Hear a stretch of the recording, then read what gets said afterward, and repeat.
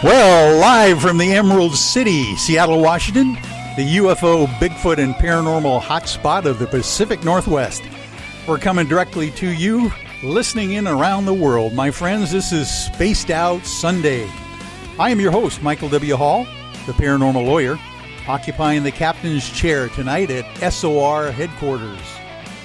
We welcome you to tonight's show, including all of our listeners on the digital side at Revolution Radio. And don't forget, you can always find our archive shows for free at youtube.com/spaced out radio. Just do us all a favor and hit that subscribe button. Our website, of course, is spacedoutradio.com, where we have a plethora of features for you, including rocking out to some Bumblefoot, shopping at our Spaced Out Radio store, and catching up on the SOR Newswire, and so much more. Tonight's show is brought to you by Chive Charities. Help make the world 10% happier by donating to Chive Charities today. You can find them on our website. Now, tonight's special guest is Dr. Bruce Solheim. And he is a parapsychologist, a Ph.D. parapsychologist, by the way. And we are going to talk about UFO experiences, and paranormal events, and alien contact, potentially. So that's what we're going to get into in the next hours or so, that you stay with us here on Spaced Out Sunday. But before we do anything, we have, again, our friend and colleague, Peter Davenport from the National UFO Reporting Center, as always, kind of heading off the show with some amazing, unique UFO and UAP sighting reports that are coming out or into the National UFO Reporting Center all across the nation and the world during this amazing time that we're all living under, where the entire planet is in a lockdown mode. I'm wondering if that makes a difference at all as far as the sighting reports that Peter is going to report to us there. So, first of all, Bruce, how are you? Can you hear me all right? Yeah, I was kind of phasing in and phasing out there, but I hear you now.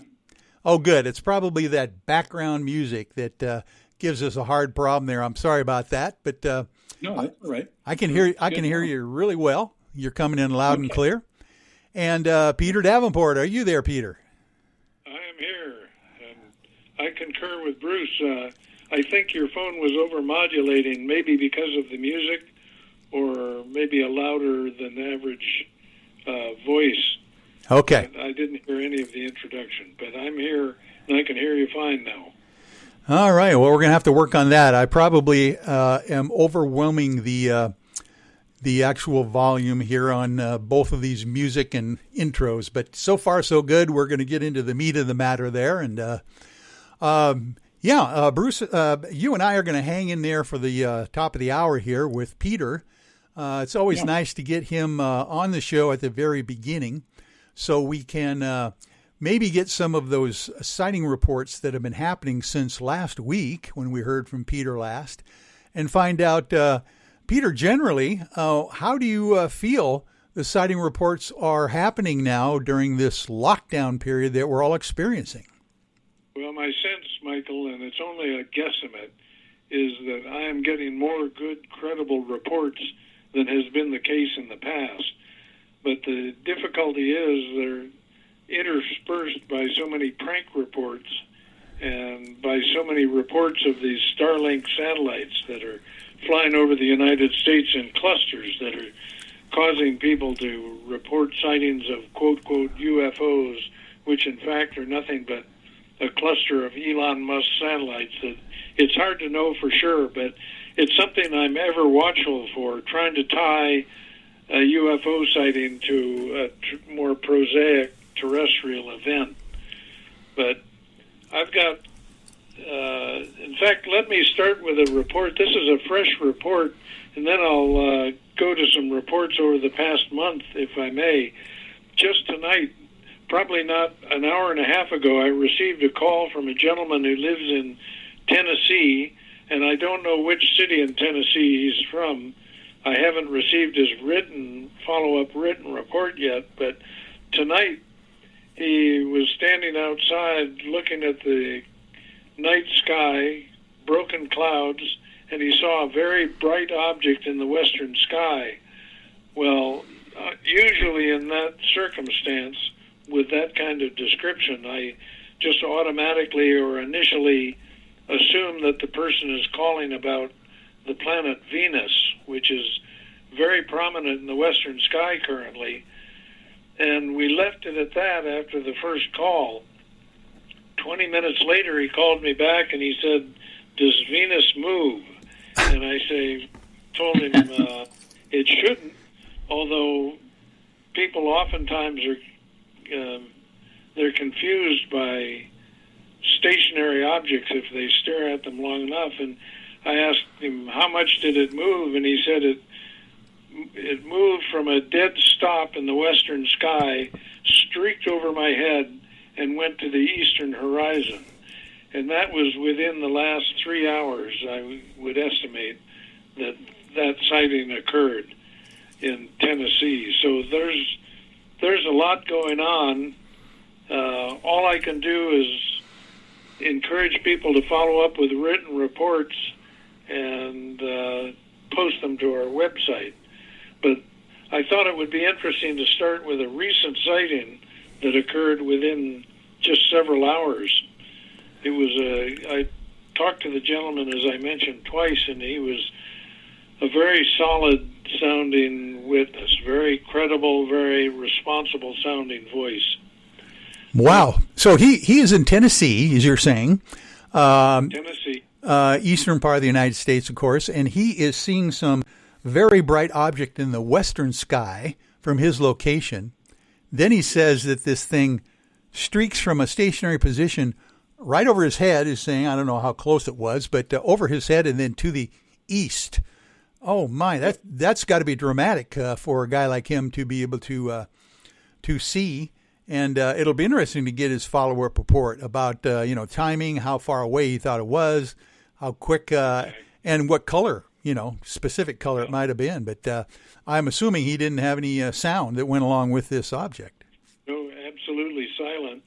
And the interesting part in this case is there was broken clouds, and it was clearly below the clouds, he said. Oh, my. So that's unusual. Obviously, Venus doesn't hover below clouds. But this is a very interesting report, and I wouldn't have mentioned it, Michael, if I hadn't received quite a number of similar reports over the last month. People claiming they see generally round or disc-shaped objects streaking across the sky at very high speed, higher angular velocity than one generally sees even meteors travel at.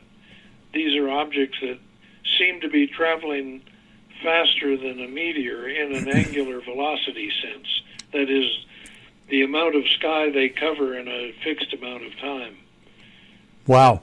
It was a very good report, and I'm looking forward to getting the follow-up written report.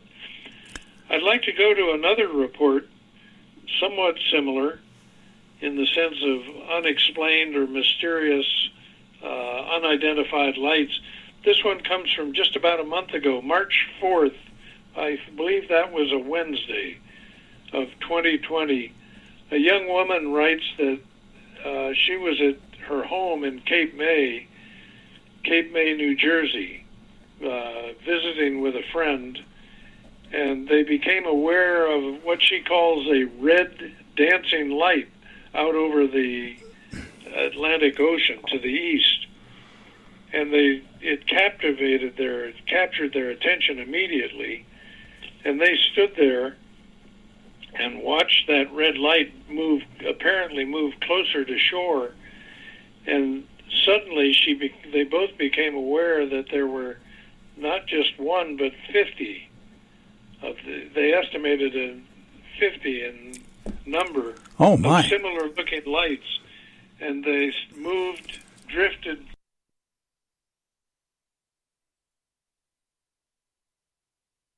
joined up with a yellow, what she calls a huge pale yellow orb. and she says they joined together. I don't know if she's suggesting that the smaller red lights were enveloped in the yellow light or whether they just were in proximity to it. That's one of the things I'm going to try to clarify with her and get her to write a little more extensively about that. But she did everything right. She contacted the FAA, she contacted the Coast Guard, and this young woman is a current member of the U.S. military. I don't think she wants her branch revealed, but the branch of the service she's in for privacy's sake. But it's another very good report for which I have no ready explanation. And wow. I've talked to her on 3 occasions.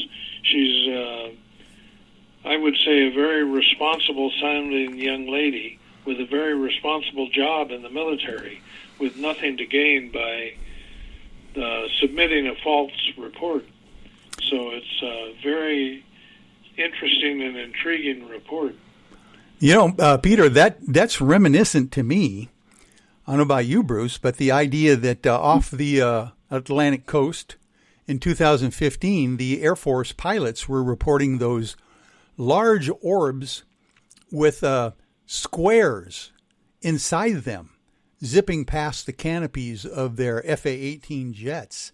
The idea that these rounded orbs were involved in that off the Atlantic coast as well. That's interesting. I hadn't heard that case, Michael. When did that occur? Do you know? You know, it was off of the USS Roosevelt. It was the kind of correlated objects, not the Tic Tacs in 2004 off of Catalina Island that Chief Petty Officer Kevin Day talks to us about, but in 2015 the Air Force, not the Navy this time, the Air Force fighter jets reported that literally a spherical object with it looks like a transparent spherical object with a square inside it seemed to zip right by the canopy of his FA-18 fighter jet at the time as he was maneuvering off of the USS Roosevelt in 2015. It was kind of one of those mainstream media things that came out of the New York Times article, you know, in 2017 as well. So people have been talking about these spherical objects up close, engaging in our military flight officers. Yeah, I guess I had heard about that case, but I assumed that was another case over the Pacific. But I stand corrected if you think it was the Atlantic Ocean. I think you're probably right now that I think about it. You know what's really interesting, guys, about this is that, it's pretty amazing when you get the military pilots to report something because most of them don't want to say anything. And that goes for commercial pilots, too. My nephew's a commercial pilot, and I won't say which airline, but he's a captain. And when he was a first officer, he had a UFO sighting but didn't dare say anything to the captain or talk to him about it at the time because he was the second in command and he was trying to get a captaincy, so he didn't want to ruin his career. So think of how many actual sightings there really are with very professional people up there flying all the time that just don't get reported. That's what I always think about. Yeah, I wonder the same, Bruce. There are probably thousands of UFO sightings by airline pilots that have gone unreported for the reason you cite, and perhaps for other reasons as well. One comes to mind in particular, and I happen to remember the date of this incident, even though it was 2 decades ago. It was June 22nd, year 2000.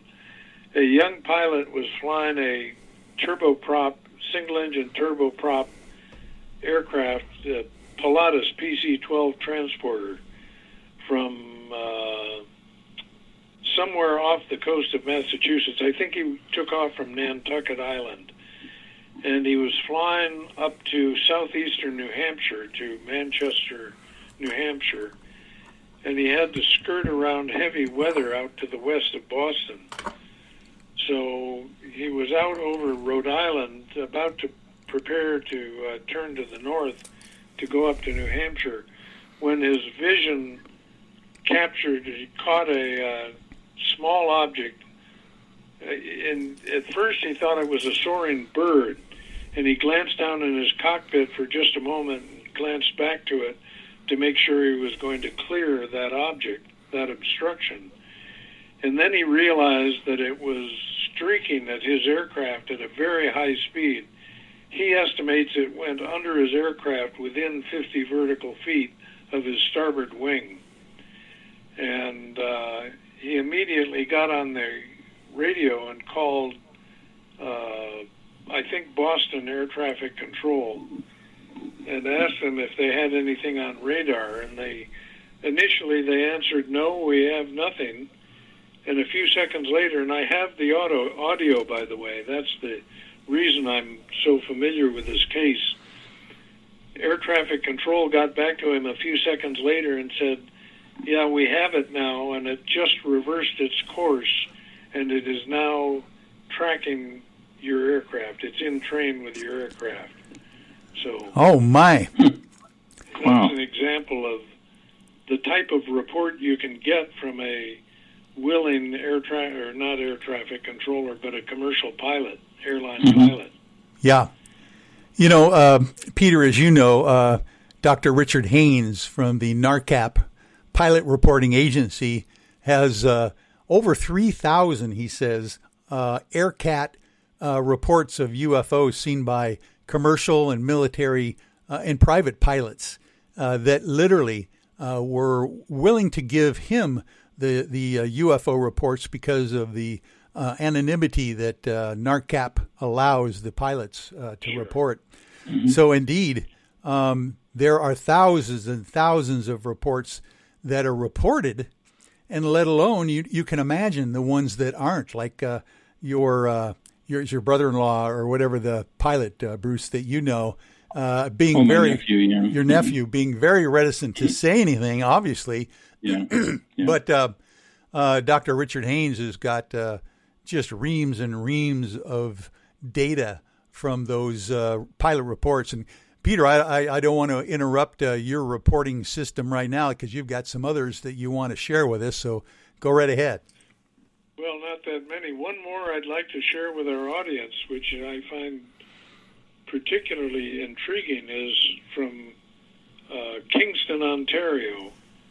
A gentleman writes that on the 31st of March, so this is a relatively recent sighting. This is within the last week.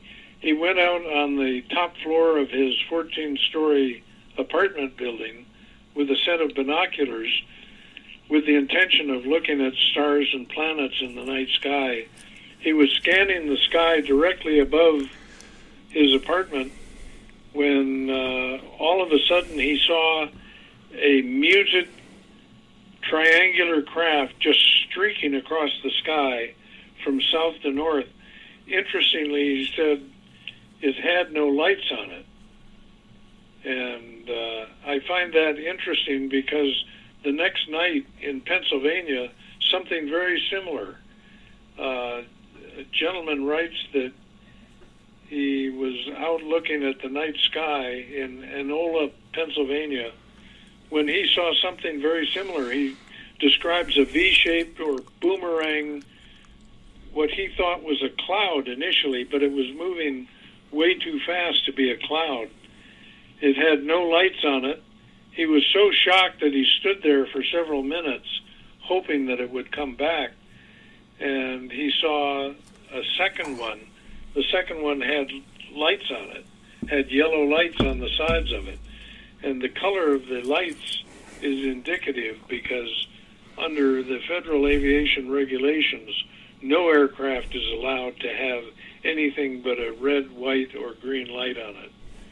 So it makes me wonder whether we're in the middle of a flap because of these similar reports that are coming in with such frequency. Oh, my. Peter, I know that every once in a while you will have entity reports as well of potential aliens actually on the ground. I know you've had some of those in the past in Oregon and various places around the United States. Correct.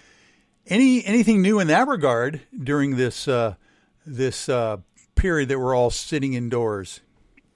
Well, I have had such reports, but I've had to screen them very carefully, Michael, because I get everything you can imagine reported over the hotline.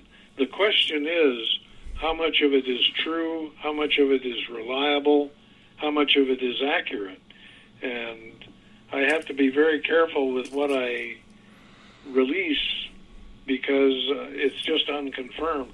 As you know, the National UFO Reporting Center is not an investigative agency, so I have to rely on what people have to say about their alleged sightings, and I am a little bit hesitant to talk about most of the cases that come to me because they sound a little far out even to a UFO investigator.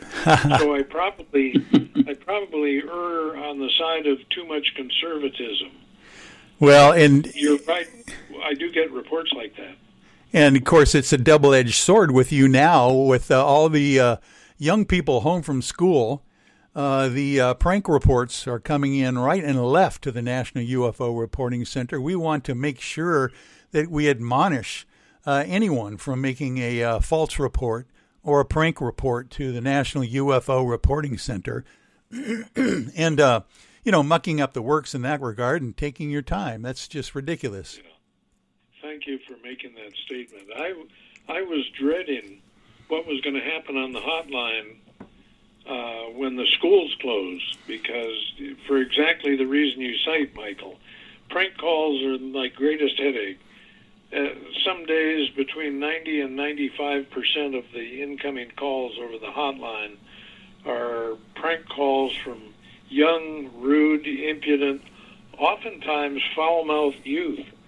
And it's the greatest headache I've ever had is dealing with it. But interestingly, just the opposite has happened. Maybe it's due to the fact that they're home, and at home they're under more supervision than they are when they're off on their own at school. I would hope that's the case. Very good, very good. Something to think about. Parental supervision, finally. Well, listen, we are at the bottom of the hour here, Peter, and we are going to say thank you for you joining us at the top of the hour here on Spaced Out Sunday. And we're going to take our first commercial break, and then we're going to come back with Dr. Bruce Solheim for the rest of the show. So, Peter, thank you again. Thanks very much, Michael, and I'm going to tune in for the rest of the program. I'm looking forward to your guest. He's an interesting guy. Of course. Well, thank you. Okay. Thank you, Peter. Here we go. Hey, Spaced Out Radio fans. It's John Resnick, founder of the Chive and Chive Charities. Our goal is to make the life of veterans, first responders, and those with rare medical conditions 10% happier. We do this by donating one grant item, ranging from dance to therapy programs to prosthetic limbs, to those who need it most. To contribute to Spaced Out Radio's official charity, head over to chivecharities.org and become a donor today. I'm feeling a little spicy tonight. What to do? Why not get Bumblefuck?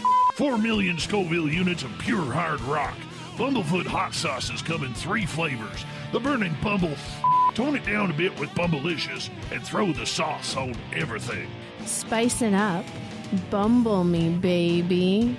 Bumblefoot hot sauce. Get it today at kajans.com. At spacedoutradio.com, we are keeping you up to date on all the news with the SOR Newswire.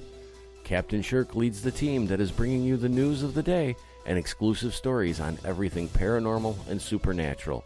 It's free to read, it's updated daily, and it's right there for you. The SOR Newswire is a one-stop shop for the news of the day. Check it out at spacedoutradio.com today.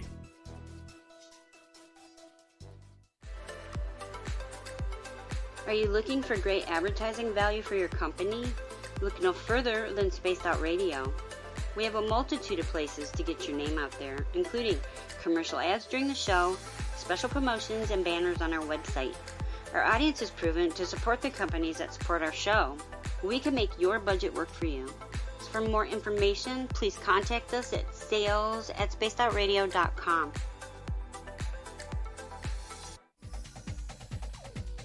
Hey everybody, the SOR Space Travelers is open. For just $5 a month, you can hang out with Dave and our crew privately in our members-only section. With your signing, you'll receive newsletters on what's going on with Spaced Out Radio. You'll have direct contact with the host during the show in our chat, live streaming videos, and a great forum for your posts and more. Become a space traveler now at spacedoutradio.com.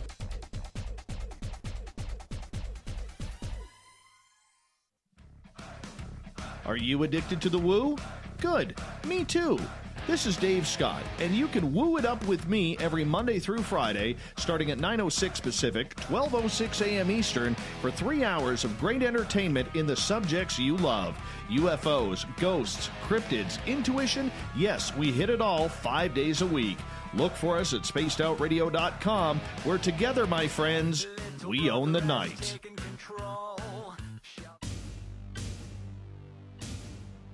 You wanted new SOR gear, and now you can have it. The SOR Vault is fully stocked with t-shirts, hats, hoodies, mugs, and everything in between, with great logos for you to choose from. So head on over to spacedoutradio.com, click on the SOR Vault, and go shopping. Pricing is quite affordable, and you can look good representing your favorite show.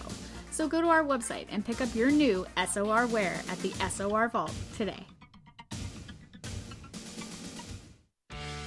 Need that weekend supernatural fix? Look no further than Spaced Out Saturday right here at spacedoutradio.com. I'm Stacey Edwards. And I'm John Edwards. Each Saturday night, Stacey and I are going to bring you the best in paranormal, cryptids, UFOs, you name it, and we're going there. It's all about the experience and to share the knowledge with all of you. So tune us in every Saturday night on Spaced Out Saturdays, starting at 9:06 p.m. Pacific, 12:06 a.m. Eastern, only at spacedoutradio.com. From the heartlands of Canada to beards around the world, we know how to take care of you. Fill your follicles with the Mighty Moose Beard Oil. All our oils and balms are handmade and 100% natural ingredients because we care about your beard. And hey, use the promo code SOR2019 and get your Mighty Moose Beard Oil today. You can check us out on our website, mightymoosebeard.com.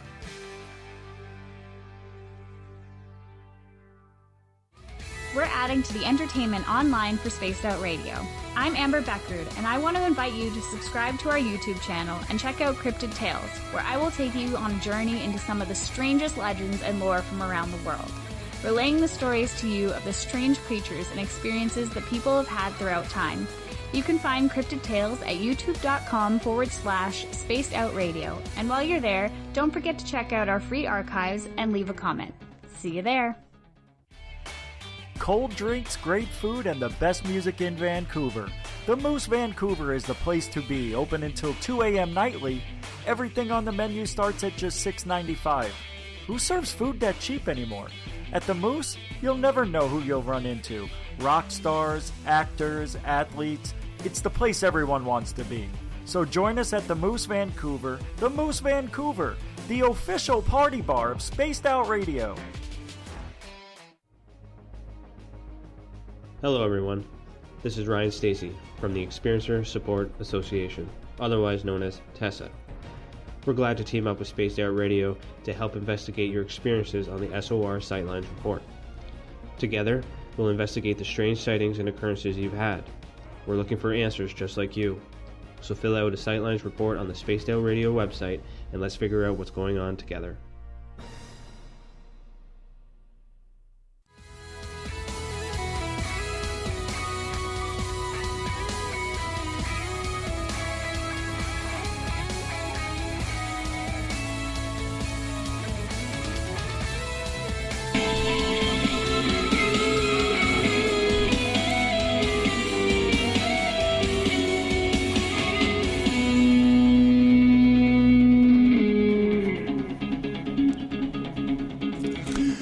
Well, welcome back, ladies and gentlemen, to Spaced Out Sunday. This is your host, Michael W. Hall, the paranormal lawyer, coming to you directly live from Seattle, Washington, the Emerald City.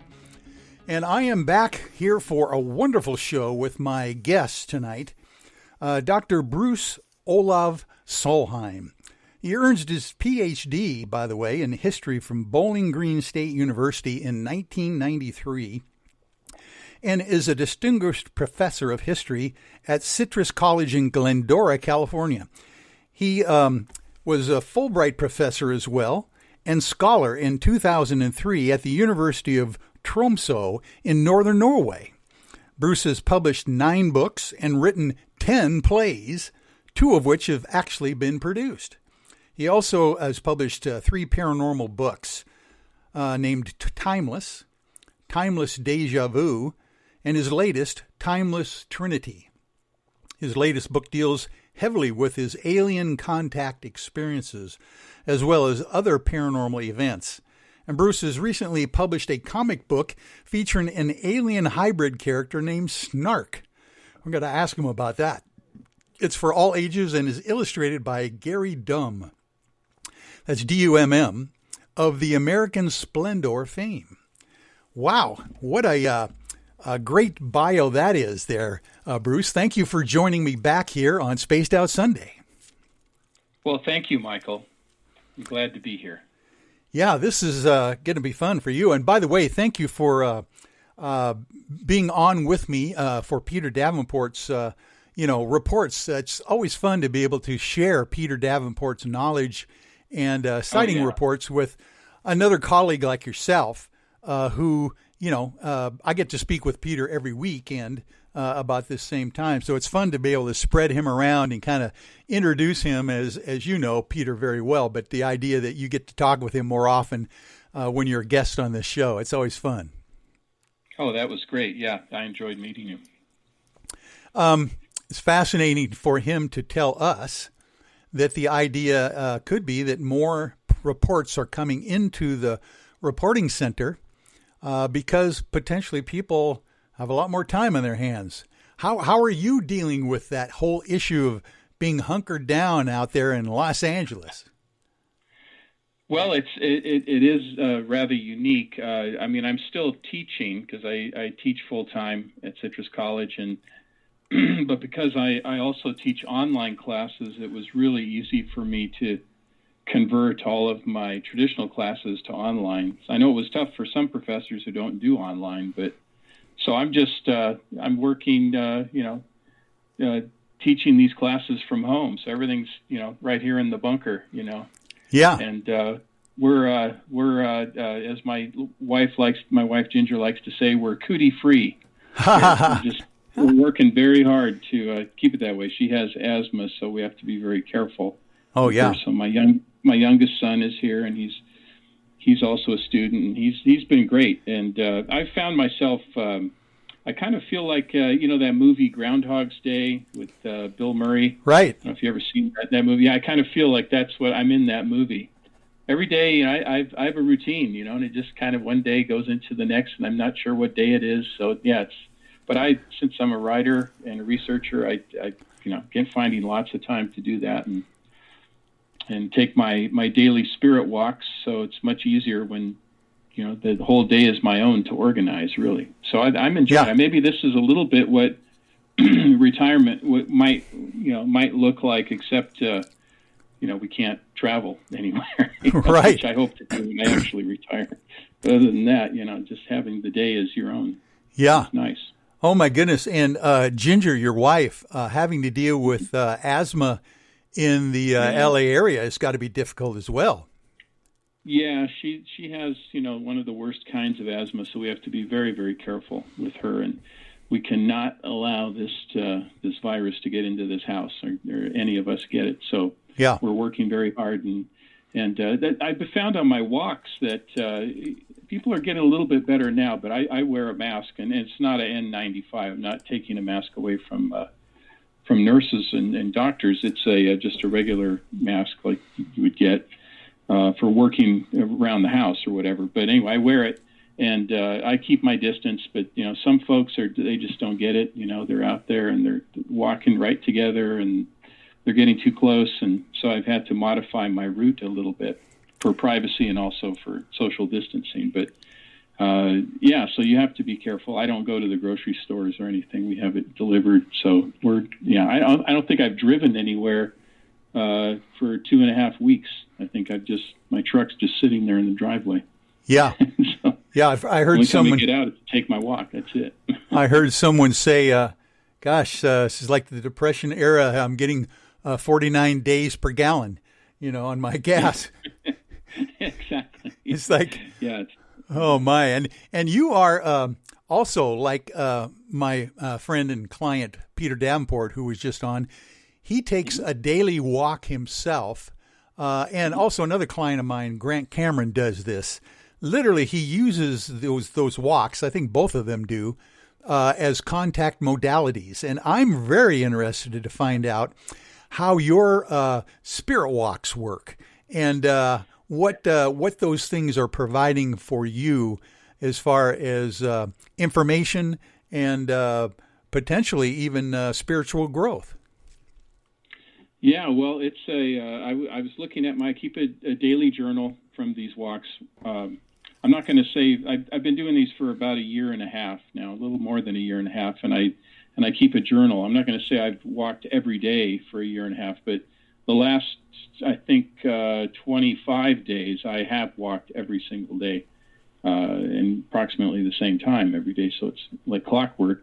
I think it's very important that even if you don't do any kind of meditation or officially or whatever, or make spirit contacts and so forth. It's good for you. It's good physically. It's good mentally. It clears your thinking. You can think a lot better. But for me, I have a very special purpose, and it's what I call a spirit walk. And how I set myself up is when I start, I have some spirit guides that I work with, and I get protection because I've been a paranormal lightning rod my whole life, and I have to be very, very careful.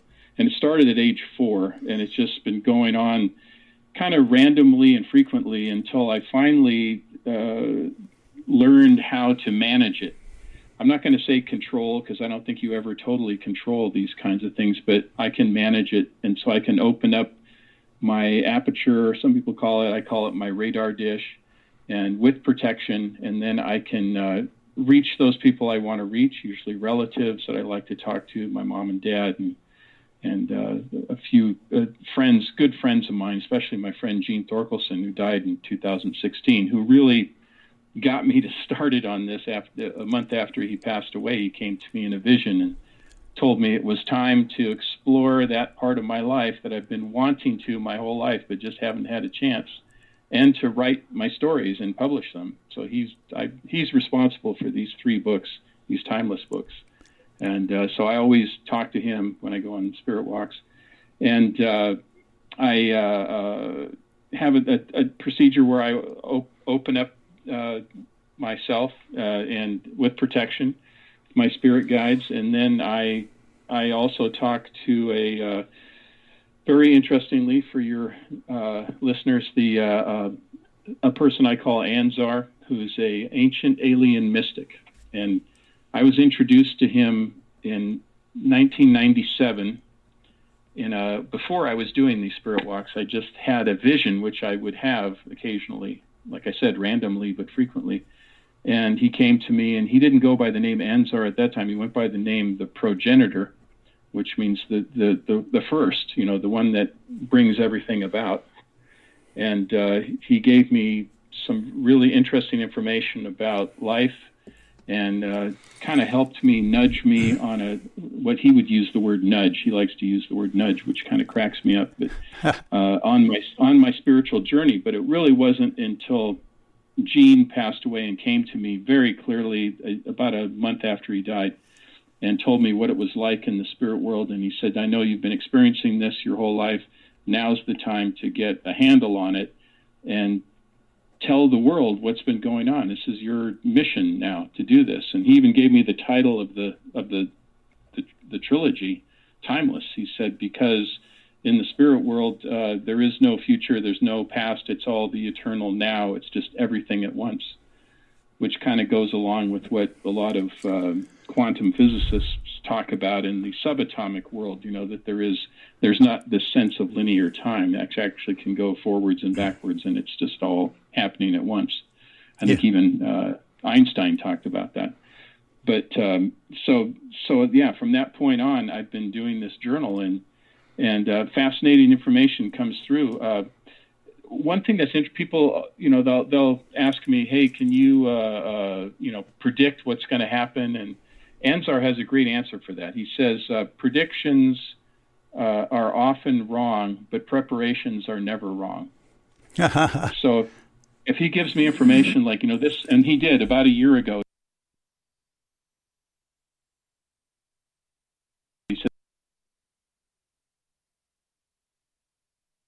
I guess you could use the word catastrophes. And when this happened, when the COVID-19 crisis started to occur, I asked him in my spirit, I said, is this the first of the calamities that you talked about? And he said it is. And then, of course, I asked him, well, you said there's more? And he said, yeah, there's going to be a series of 7 calamities. Oh, my. So, which is not good news for us, but I think the thing is the financial economic thing is actually one of them as well, from what I understand. Yeah. And then there's going to be some other things too that maybe we don't need to talk about right now. But the best thing we should do is be prepared. And like last year when he first told me that, I went and got a generator. I'm not like a total prepper, I don't have years worth of canned goods, but I have quite a bit. And I got a giant bag, what is it, a 50-pound or 100-pound bag of rice, and brought it home. And Ginger was not exactly happy about that, but anyway, we stowed it away. She found a place for it. So I've been, kind of quietly squirreling away stuff, and actually so has she, different things. Yeah. So I think preparations are never bad. Predictions can be wrong. People have been predicting things, throughout time, forever. People have been doing that. But, once you get a signal line and it becomes very clear and it's not just one source, telling you, then I think it's time to prepare and be ready and be lucky if you don't ever have to use the stuff. But yeah. But so those are the kind of things that I get. And I know that, like I said, it's been a paranormal life. I've had everything from, full-body ghost apparitions to, demonic stuff, angelic stuff, which is nice. Being able to speak to those that have passed on a regular basis, all this stuff. And, of course, none of that stuff you can tell when you apply for, when I applied for the job at Citrus, I didn't, when they asked for what additional skills I might have, I didn't say, well, I can speak to the dead. That's not something you would add there. But it's now I'm not afraid to talk about it. I was afraid to talk about it before. I thought it would hurt my academic career. And I'm like a lot of professional or academics, scientists and other professional people. It can often be an impediment to your career. You could have people that are not open-minded that are going to punish you for that. So, because they have opposite beliefs, or maybe they're just afraid. So, I didn't really tell anybody about this until after Gene came to me in 2016. So I really thank him for that. And he was an actor, so he likes to get credit. I always feel like when I talk on the radio, he's always behind me and cheering me on. Yeah, good for you. So, yeah. Well, I can relate to that, Bruce. The idea that your professional colleagues, you wonder what they're going to say, about your avocation, what you really enjoy doing. And very recently, was last October, there was an actual article in our weekly bar journal that comes out once a month here in the state of Washington. They did a featured article on the paranormal lawyer, believe it or not. And I was a little reticent at first about, how they're going to treat the subject of all of these various paranormal, individuals and organizations that I've represented over the past 35 years.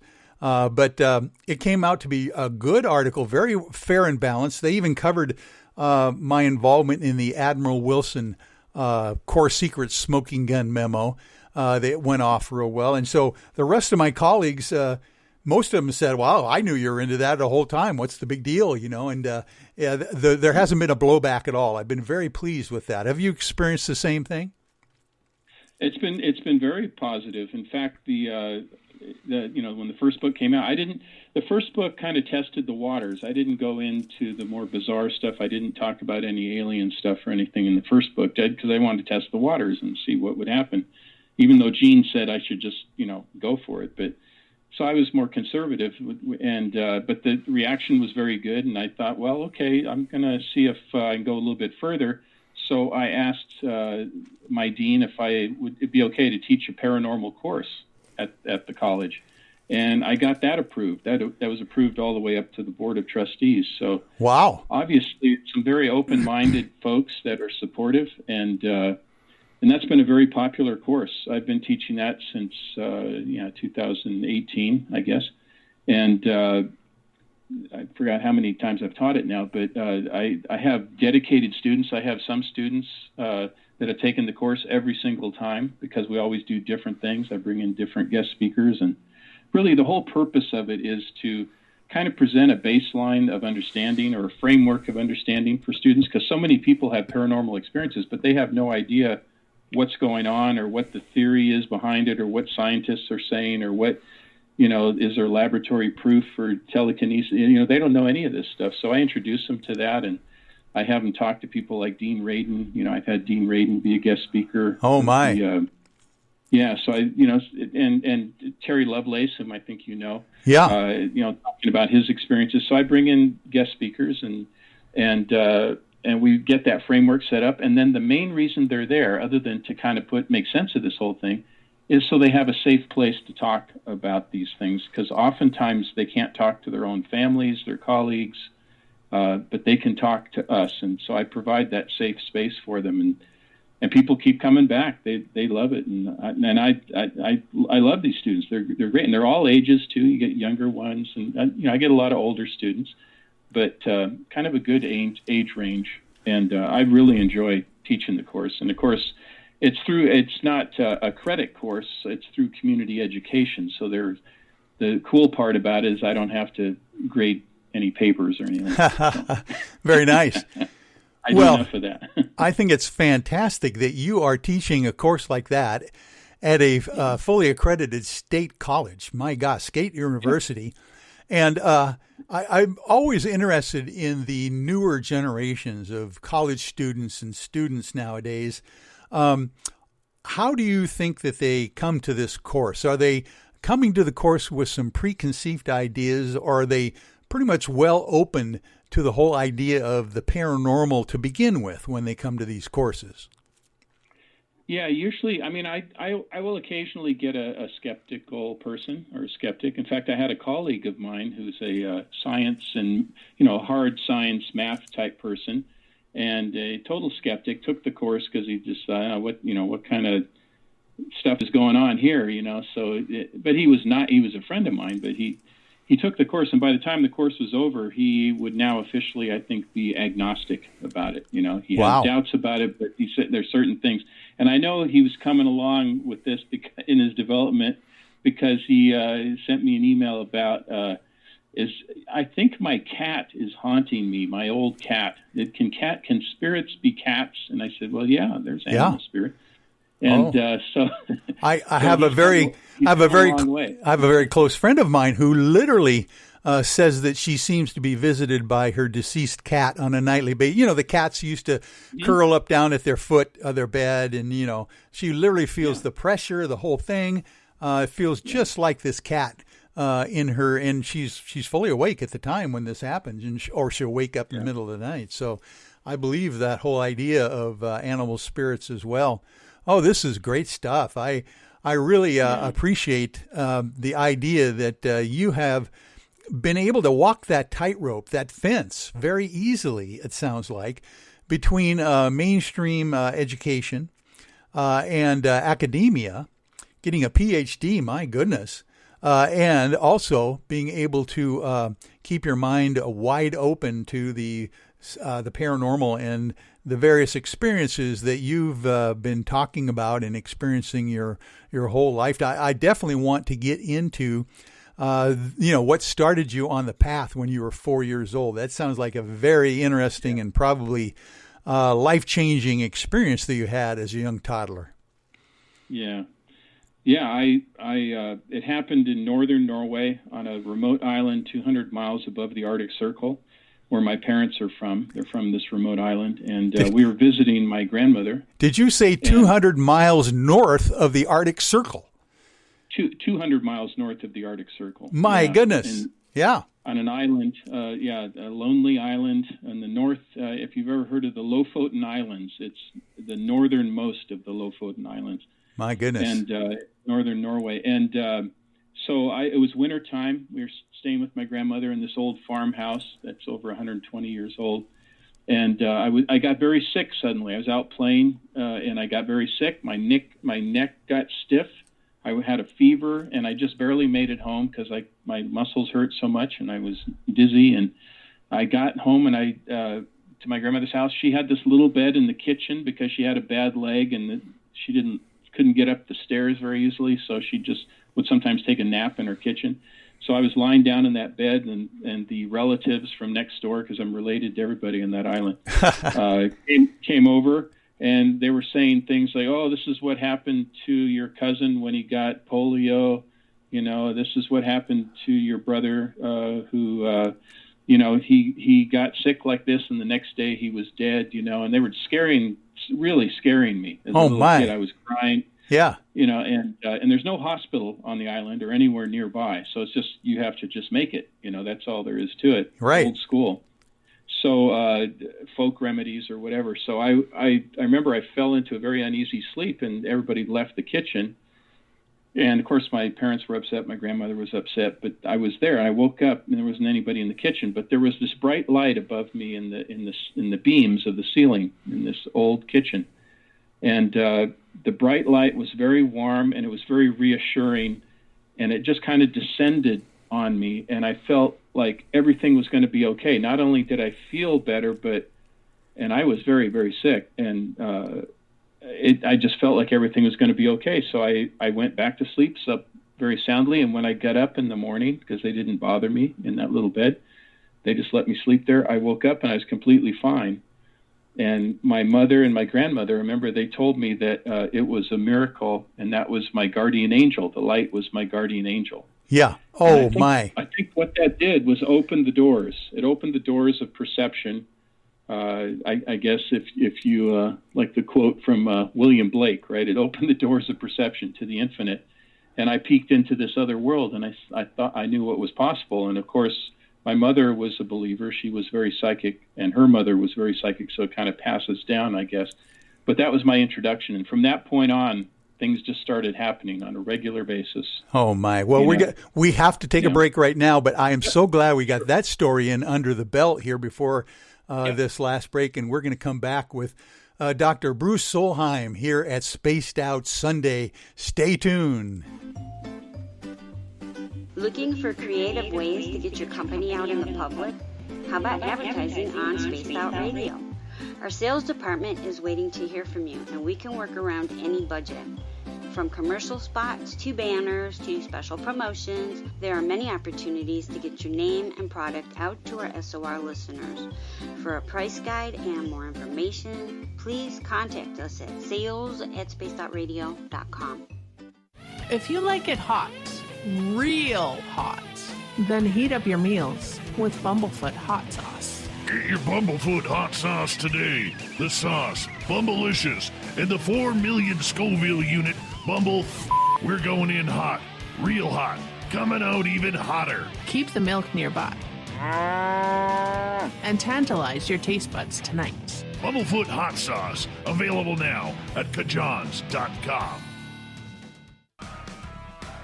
Get your horns up with me on Spaced Out Radio. This is Ron Bumblefoot Thal. Come tune in to SOR where you can hear me rock out with Little Brother Is Watching, the official theme song of Spaced Out Radio. And then come on over to bumblefoot.com where you can find out about my tour schedule, my music, and everything else. Bumblefoot.com keeps you up to date on what I'm doing and the best way to stay in touch with my music and music camps. Sign up for my newsletter at bumblefoot.com and remember, Little Brother Is Watching. Visit purpleplates.com today. For over 40 years, the Purple Energy Plates have been delivering amazing results for their many customers. Inspired by the great genius Nikola Tesla, the harmony, healing, and energetic effects of the plates have proven over and over to be beneficial and often miraculous to thousands of customers. Check their site for daily specials and choose from their many energy products. You won't be sorry. Visit them today at purpleplates.com.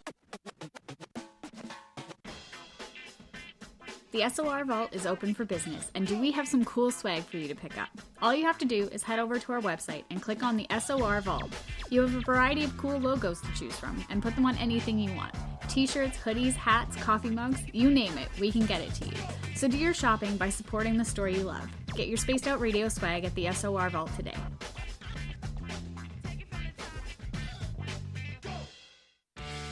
Hey everyone, I'm John Edwards. And I'm Stacey Edwards. Together we're taking over Saturday nights on Spaced Out Radio, where we're going to bring our own experiences of the paranormal and talk to the best people we can find to help bring you answers to your strange tales. We're here to entertain your need for weekend woo!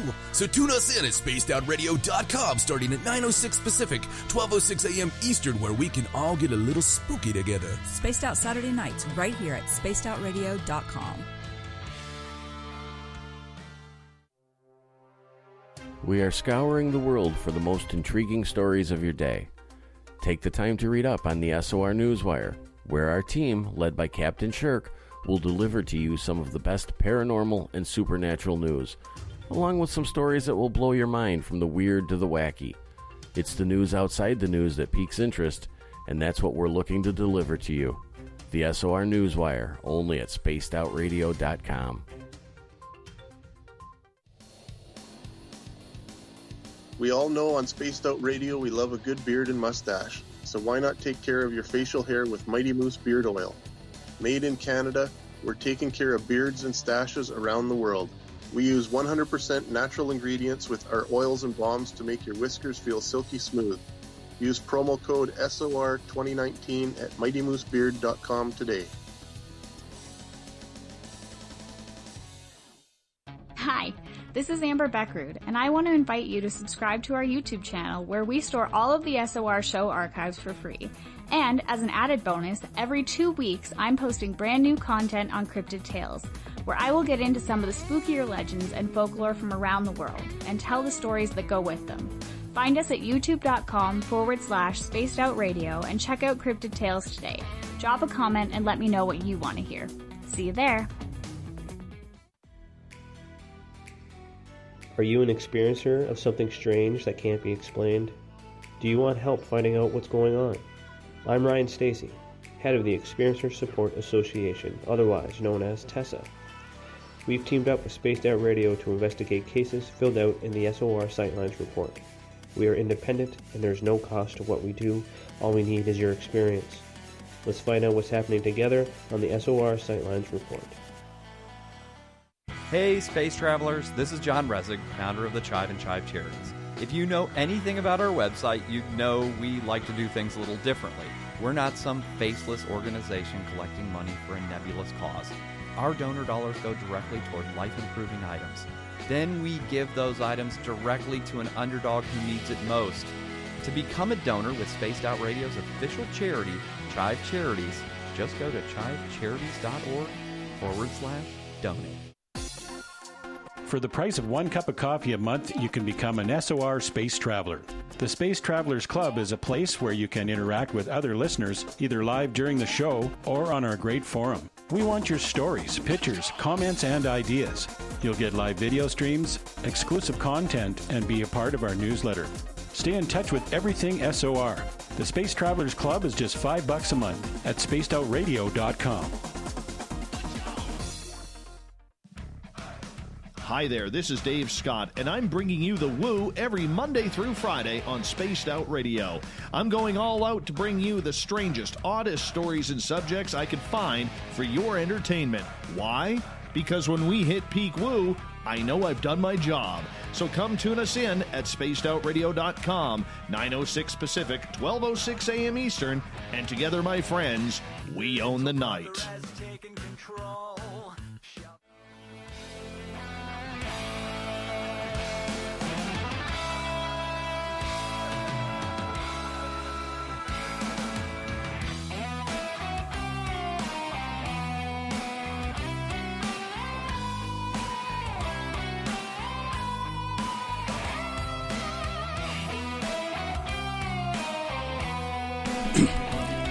Welcome back, ladies and gentlemen, to hour number 2 of Spaced Out Radio. I am your host, the paranormal lawyer, Michael W. Hall, and thanks for joining me. We welcome back everyone listening in on our terrestrial affiliates, WQEE 99.1 FM out of Noonan, Georgia, and UPRN 107.7 FM in New Orleans, Louisiana. And on the digital side, we are very proud to be on Revolution Radio. And don't forget, you can always check out our archives for free at youtube.com/Spaced Out Radio. Just do me a favor and hit that subscribe button. Our website is spacedoutradio.com, where we have a plethora of features for you, including rocking out to some Bumblefoot, shopping at our Spaced Out Radio store, and catching up with the SOR News Wire and so much more.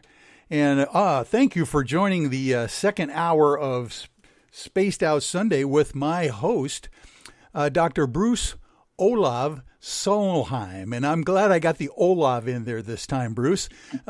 With your heritage up there coming from Norway. My gosh, tell me again how far up north this 200 miles north of the Arctic Circle actually was on this secluded island, when you literally came down with something that your grandmother and maybe your mother recognized as something that had happened to other people that was quite serious, it sounds like.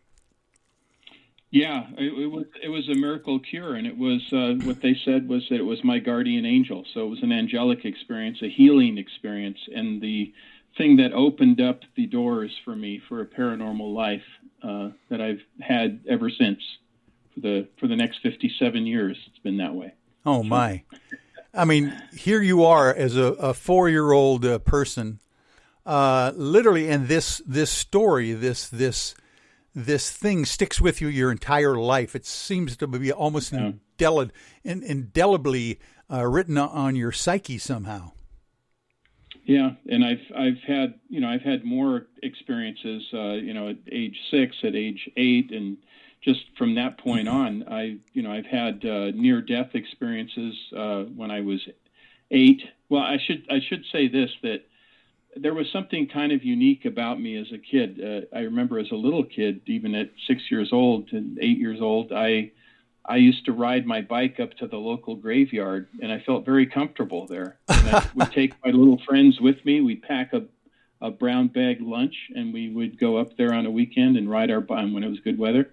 In Seattle, in the north end of Seattle there, and in Kenmore, and we'd go up to the cemetery, and in the old part of the cemetery, the scarier part with the big old tombstone, and I felt very comfortable. So I had no problem with hanging out in graveyards or, this kind of experience. And we had at that same graveyard, that's where I had kind of a cryptid experience. But if you want me to share that, I've had a little bit of everything. That would be great. Let me just make this prefatory statement by the fact that it sounds to me that this psychic capability, this supernatural phenomena seems to have followed the bloodline in your family from potentially your grandmother to your mother and then to yourself. Did you have any other siblings that kind of caught this as well, or are you the only one in your family? As far as I know of my siblings, I have, I had a brother that died during World War II, because my parents lived under Nazi occupation, and he got sick and there was no medicine to be had because the Nazis took everything. Wow. But my brother and my sister, it's just my brother and I now. My sister passed away, but they haven't reported anything, any kind of psychic ability. So I guess I got that from my mom. My dad was a total skeptic. I think he was more afraid of it. He wasn't afraid of anything really. He was a commercial fisherman in Alaska, a carpenter, just this hardcore immigrant blue collar guy. I always, when I see that show, The Deadliest Catch, I think of my dad working up in Alaska. Just tough as nails guy, but this kind of stuff spooked him. So when my mom and I would read cards, and we got a pretty good hit rate. We'd be camping when I was little, and we would guess cards, and we'd get quite a few right or pretty close. My dad would tell us to put it away, that it was nonsense, or as he called it, monkey business. That's what he'd always say. Very interesting. Yeah, obviously. Yeah.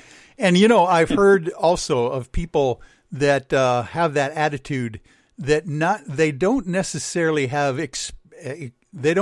not have experiences in that regard. They might just have experiences very similar to yours, and they totally reject them and go the opposite way. So you never know. You might have had a double dip of it from both of your parents, Yeah, I think, the thing I always say, people who said they never had an experience, I'll say, and we talk about this in class. In fact, we do an experiment called the being stared at experiment. And most people have had that feeling where somebody's staring at them and they turn around and sure enough, somebody's staring at them. Right. So obviously we don't have eyes in the back of our head. So that there is an instinct there. There's a sixth sense that we're using. And we do that experiment in class and people get greater than chance hit rate on it. And people can do that at home. They can, find somebody and set yourself up and, have one person turn their back and you either stare at them or don't, and they try to guess whether you're staring at them or not. And you'll find out that you can develop it even more if you practice and trust it. So that's just one example. Deja vu is another. There's a lot of things that happen to almost everybody. Oh my. Well, let's get into some of those things that happened to you as a young child, and then we'll of course get later on in life here as we go on. But I would be very interested in hearing of that cryptid experience that you had in the cemetery. Yeah, it was at the cemetery, same cemetery where my little friend would go with me. We'd ride our bikes there, and my brother told me that on the other side of the road where they had the crematorium and kind of the mortuary office, if you went down the trail behind there into the woods, that there was like a swamp pond down there. So, of course, kids, we want to see this swamp pond. That sounds pretty cool. So after we finished our lunch, we pedaled our bikes down there by the crematorium, and, which is all kind of creepy when you think about it. But as a kid, you think it's pretty cool. At least I did. So we get down to this swamp pond, and it's spooky. I mean, it's got these big trees. It's got lily pads. It's got moss hanging off the tree. It's kind of dark and dank in there. And whoa. And we're looking around. There's these old crypts there, the concrete liners that they have kind of piled up kind of in a mess there. Yeah. And teenagers had been there and like spray painted stuff on them and broken beer bottles, so it was kind of a hangout for teens, I guess. But anyway, so we were down there and we heard something on the other side of the swamp pond, like some branches snapping, and I thought, there's something over there. And then it was like a big sound, like it was a big animal or something, it wasn't like just a light, like a squirrel or something. Right. And my friend said, let's get out of here. And I said, I don't know. We got to see what this thing is. And I stayed there for a little while, and then it just kept coming around the swamp pond towards us, towards these crypts. And I said, no, I got to get out. My friend's already gone, so I better get out of here. So, of course, those old bikes that we had, and you probably remember having these bikes where the chain always falls off, especially in the most critical time. And this was a critical time. I had to get out of there. No, the chain came off. It's like, something's going to happen. So I got the chain on. I got out of there. I went far enough up the dirt road into the forest there, looked back, and just faintly I could see, because it was getting kind of murky and dark, was something on its hind legs by the crypt, and it was really tall. I mean, it was it looked like a wolf, but standing up, So it couldn't have been a wolf, and I mean, it to me it was some kind of a wolfish type creature, And it was very, very frightening. And we never went back to that swamp pond. That scared us away. I still went to the graveyard, but my friend didn't come with even to the graveyard again. He said, that was it. I'm done with this whole experience. Oh, yeah. But that was some kind of I don't know what it was. I've had people say, oh, it was a bear. And no, I don't think it was a bear. It was too skinny to be a bear. Or they said, well, maybe it was a wolfhound up on its hind legs leaning against a crypt. Okay, maybe it's possible, but I don't know. I don't know what it was, but I never went back to find out. So that, and I've had another cryptid experience too. But anyway, I had a near-death experience at age 8 at Deception Pass, and I know you're from that area, so you probably know where Deception Pass is in Whidbey Island. Oh, of course, but quite a scary place if you're up there, very high up on the Deception Pass Bridge. Looking down hundreds and hundreds of feet to the surface of the Puget Sound down there. Oh, my goodness. The raging current, because all that water goes through that narrow channel very quickly. And the middle part between that connects the two bridge spans, the middle plate is called Pass Island. It's just a little island, Right. And it's very steep on all sides and raging current on all around. Well, I was running around, and this was the early 60s. I was 8 years old, so it was probably 64, 60, in 65, somewhere in there, and 66, I guess it was. And so I'm running around. There's no guardrails, people didn't think about in those days, they had all the safety stuff. So I was running down this trail, and I come to the kind of the north end of Pass Island, and the trail just ends, and then it goes down this sheer cliff down to the rocks and the water, sharp rocks and boulders below, and the raging current. Well, I had this memory of that I just went off the edge, and I hung in midair. I floated in midair, and then something like kind of an angelic thing, and once again this warm light. It's very. It's really hard to describe. But the next thing I know, I'm back on the trail again, and my dad has me by the shoulders, and he's yelling at me. He's in Norwegian dialect, he's really upset. Oh, my. And they never wanted to talk about it again. My parents never wanted to talk about that again. And I think what it was is that I think I had actually gone off, and once again, a miracle, I was brought back. And at first I thought, well, I was just rationalizing, think, oh, my dad grabbed me and brought me back. Well, no, that doesn't sound right, because I remember going off. Yeah. And how could he have grabbed me and not go off himself, so that off the cliff. So right. And if you've been to the area, you know how treacherous it is there. Anyway, that was a near-death experience. So just another, thing that happened. And I remember going to an open casket funeral in Ballard, where all the Norwegians were, where my parents first lived when they came to America. And it was an old Norwegian man, friend of the family. I knew him well. Open casket funeral. And I was sitting there in the pews in the chapel with my mom next to me and my dad on the other side of my mom. And all of a sudden I heard his voice, this man who had passed away in the coffin. I heard his voice. And in his Norwegian dialect, in his Norwegian accent, heavy accent, he said, "Don't worry, I'm okay. Don't worry about me. Everything is okay. I'm okay. Don't be afraid." That's what he said. Don't be afraid. Oh my, Bruce. And I looked at my mom, and she looked at me and winked at me. And of course, she couldn't say anything because my dad was there, So she winked at me. So in other words, this was something that you perceived your mother heard the same thing. Yes. That you heard, and she probably looked at you because you were startled, I would imagine. Yeah, I was startled because first I thought, well, somebody that at first I thought that's kind of, why would somebody try to imitate his voice in his funeral? That doesn't sound like it'd be the right thing. And it wasn't. It was him. And what he said, was not to be afraid, that he was okay.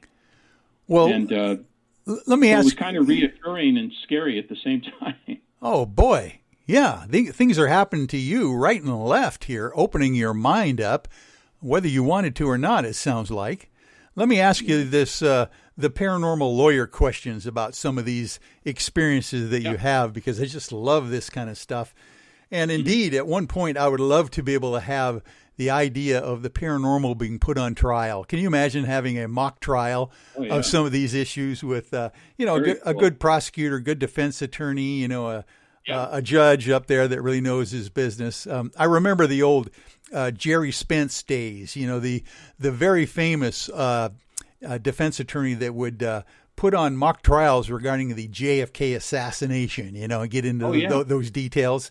And I always thought, gosh, this would be fun. But here's my questions then. When you were listening to that voice, when that voice just basically shocked you, and you kind of looked to your mother for some kind of approval or whatever you sing if she heard about it, do you think that voice was meant for just you and your mother, or do you think that that voice from the dearly departed deceased person in the open casket was there for everyone to hear as far as he was concerned? What was your impression? My impression was I didn't see anybody else look startled, and I only got my mom's reaction. But what I know now is that anybody who has any kind of ability is probably going to be able to hear it. And I've often heard from other psychics, that people who have passed on at funerals, they like to attend their own funerals, which, you want to check it out. Is somebody really sad, or are they faking it? Or did they even show up to your funeral? They said they were my best friend, but they didn't even show up, that kind of stuff. Right. So I don't, it makes sense that they want to be in attendance, And so, as far as I know, it was just me and my mom. There could have been others too, but they didn't acknowledge it, and I didn't, look around to see if anybody else did. But I would think that anybody who has these kinds of abilities and had these kinds of experiences is going to hear them. But I do know this, that when I go on these walks and I have this, the reason I need protection is because once that radar dish goes up, or once you open that aperture, there are so many people that are in the spirit world that want to talk to you and contact you. And not all of them are going to be pleasant types, and you have to protect yourself. You have to have bouncers at the door, as I like to say, that are not going to let everybody in. Yeah. So I think it's really important for people to understand that you got to learn it's just as important to learn how to turn it off as it is to turn it on. People always, I'd like to hear, dead people talk. Well, maybe not. Maybe it's not always convenient, to hear these things. It might disturb your dreams. It'll wake you up in the middle of the night, hearing voices and stuff. And the definition of that, if you talk to a psychiatrist, then there's, okay, well, you're hearing voices, people that aren't there. Oh, okay. Yeah. You write it in their little notebook, and next thing you know, you're a 5150 or whatever, they call it. Yeah, medicated and everything. Gosh. Come and take you away. That's fascinating that you've been able to control it your lifetime, at least learned how to potentially control it so that doesn't drive you over the edge, obviously, like it could very well do to some people.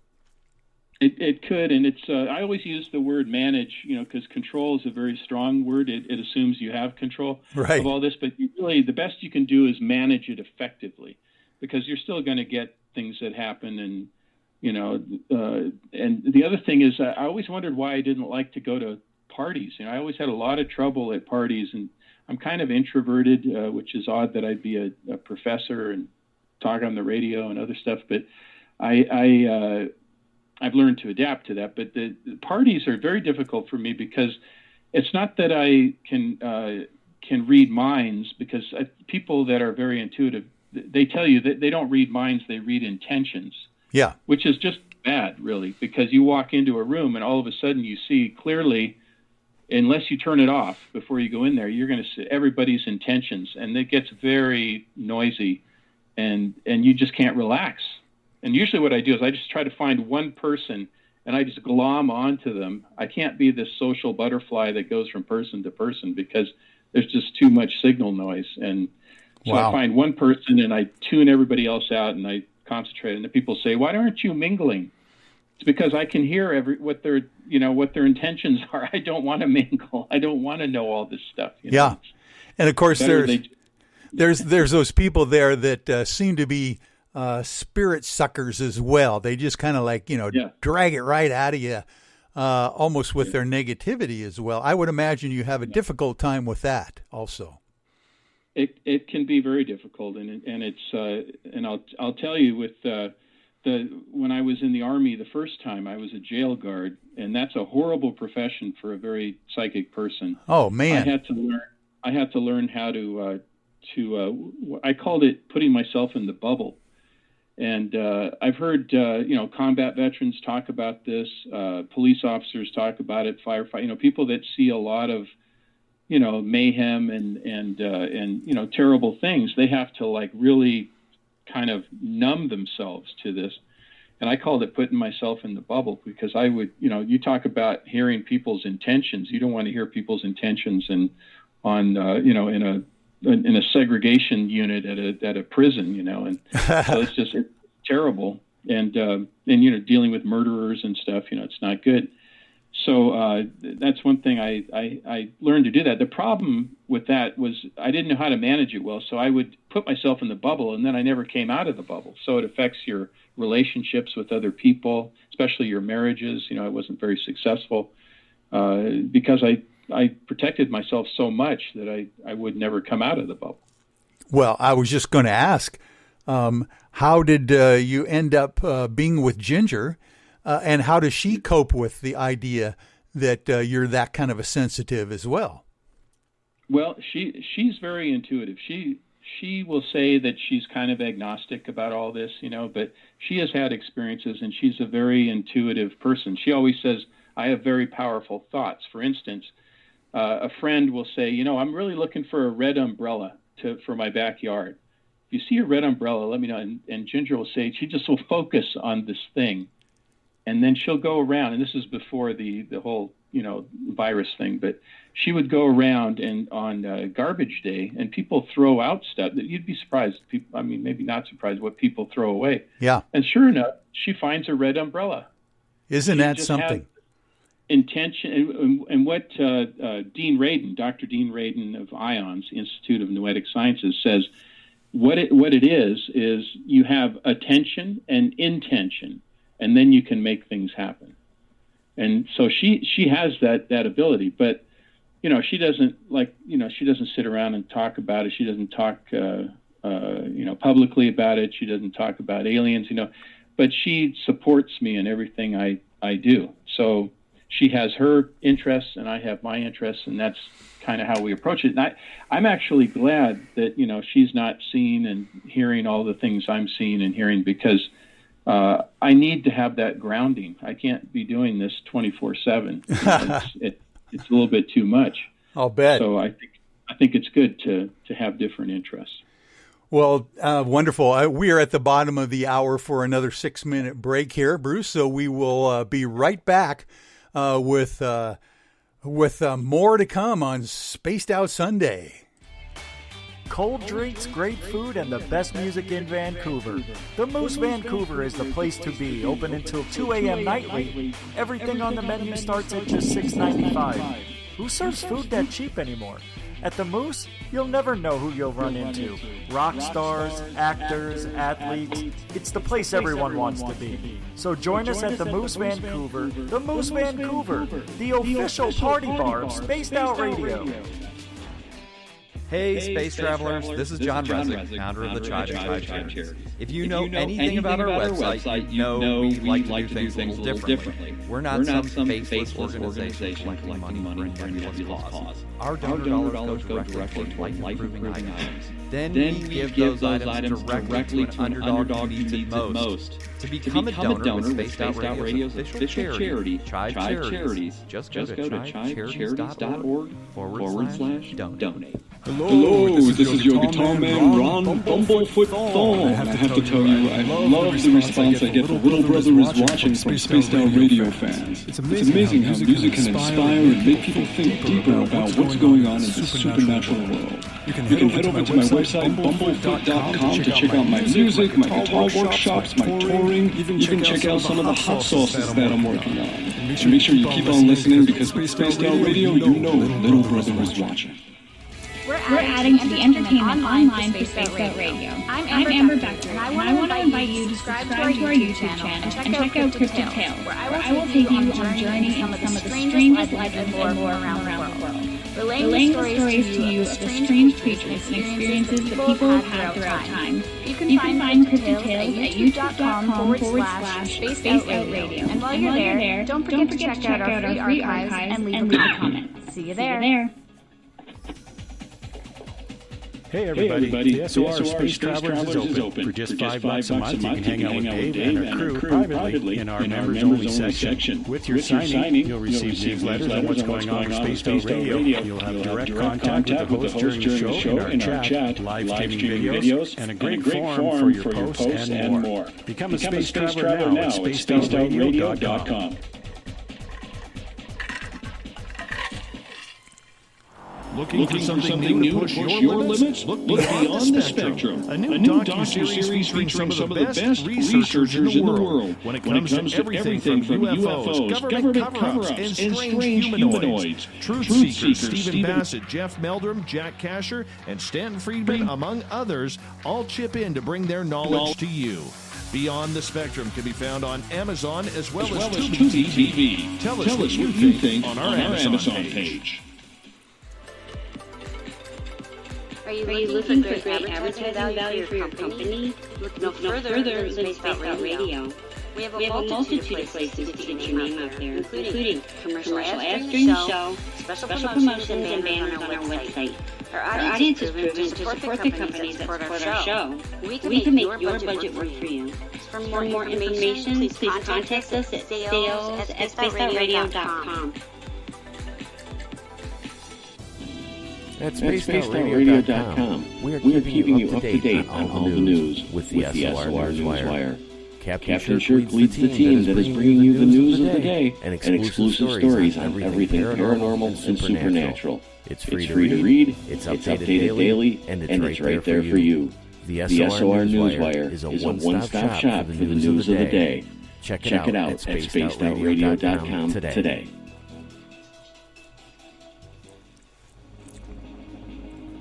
Hello everyone. This is Ryan Stacy from the Experiencer Support Association, otherwise known as TESSA. We're glad to team up with Spaced Out Radio to help investigate your experiences on the SOR Sightline Report.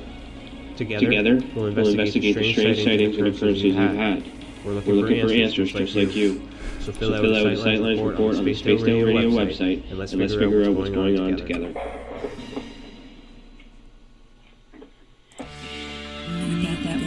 Supernatural fix? Look no further than Spaced Out Saturday right here at spacedoutradio.com. I'm Stacey Edwards. And I'm John Edwards. Each Saturday night, Stacey and I are going to bring you the best in paranormal, cryptids, UFOs, you name it, and we're going there. It's all about the experience and to share the knowledge with all of you. So tune us in every Saturday night on Spaced Out Saturday, starting at 9:06 p.m. Pacific, 12:06 a.m. Eastern, only at spacedoutradio.com. Hello, Space Travelers. It's me again, Carl. Don't forget to join the Space Travelers Club for just $5 a month. And follow Spaced Out Radio on Twitter at Spaced Out Radio. Our Instagram, Dave Scott SOR. Our Facebook page is Spaced Out Radio Show. Our archives are free at youtube.com/Spaced Out Radio. Come woo it up with Spaced Out Radio today. Bye.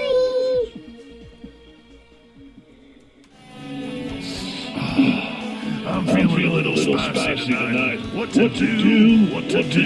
Why not get bumblefuck? 4 million Scoville units of pure hard rock. Bumblefoot hot sauce is coming in 3 flavors. The burning bumble. Tone it down a bit with Bumblicious and throw the sauce on everything. Spice it up. Bumble me, baby. Bumblefoot hot sauce. Get it today at kajons.com.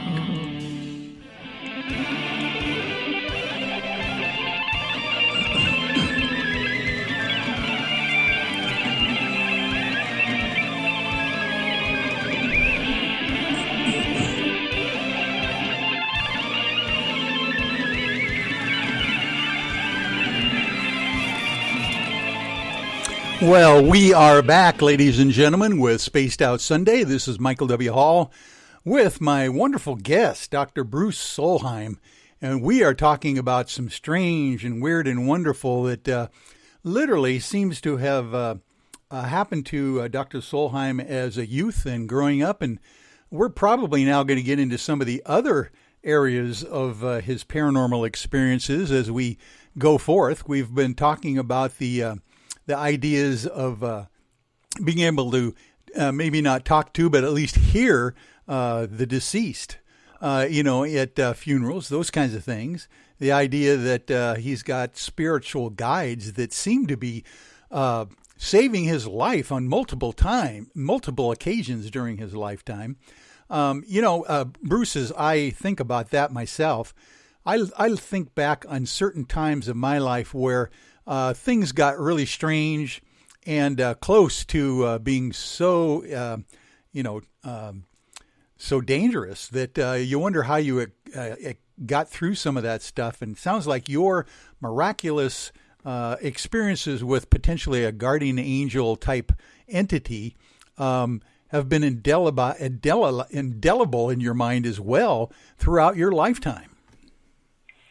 Yeah, my dad was a storyteller. He liked to tell stories, and he had so many adventures. He had been a fisherman, a carpenter. He had been a sailor in the 30s, and he had been to Africa and the Indian subcontinent. He'd been to Antarctica.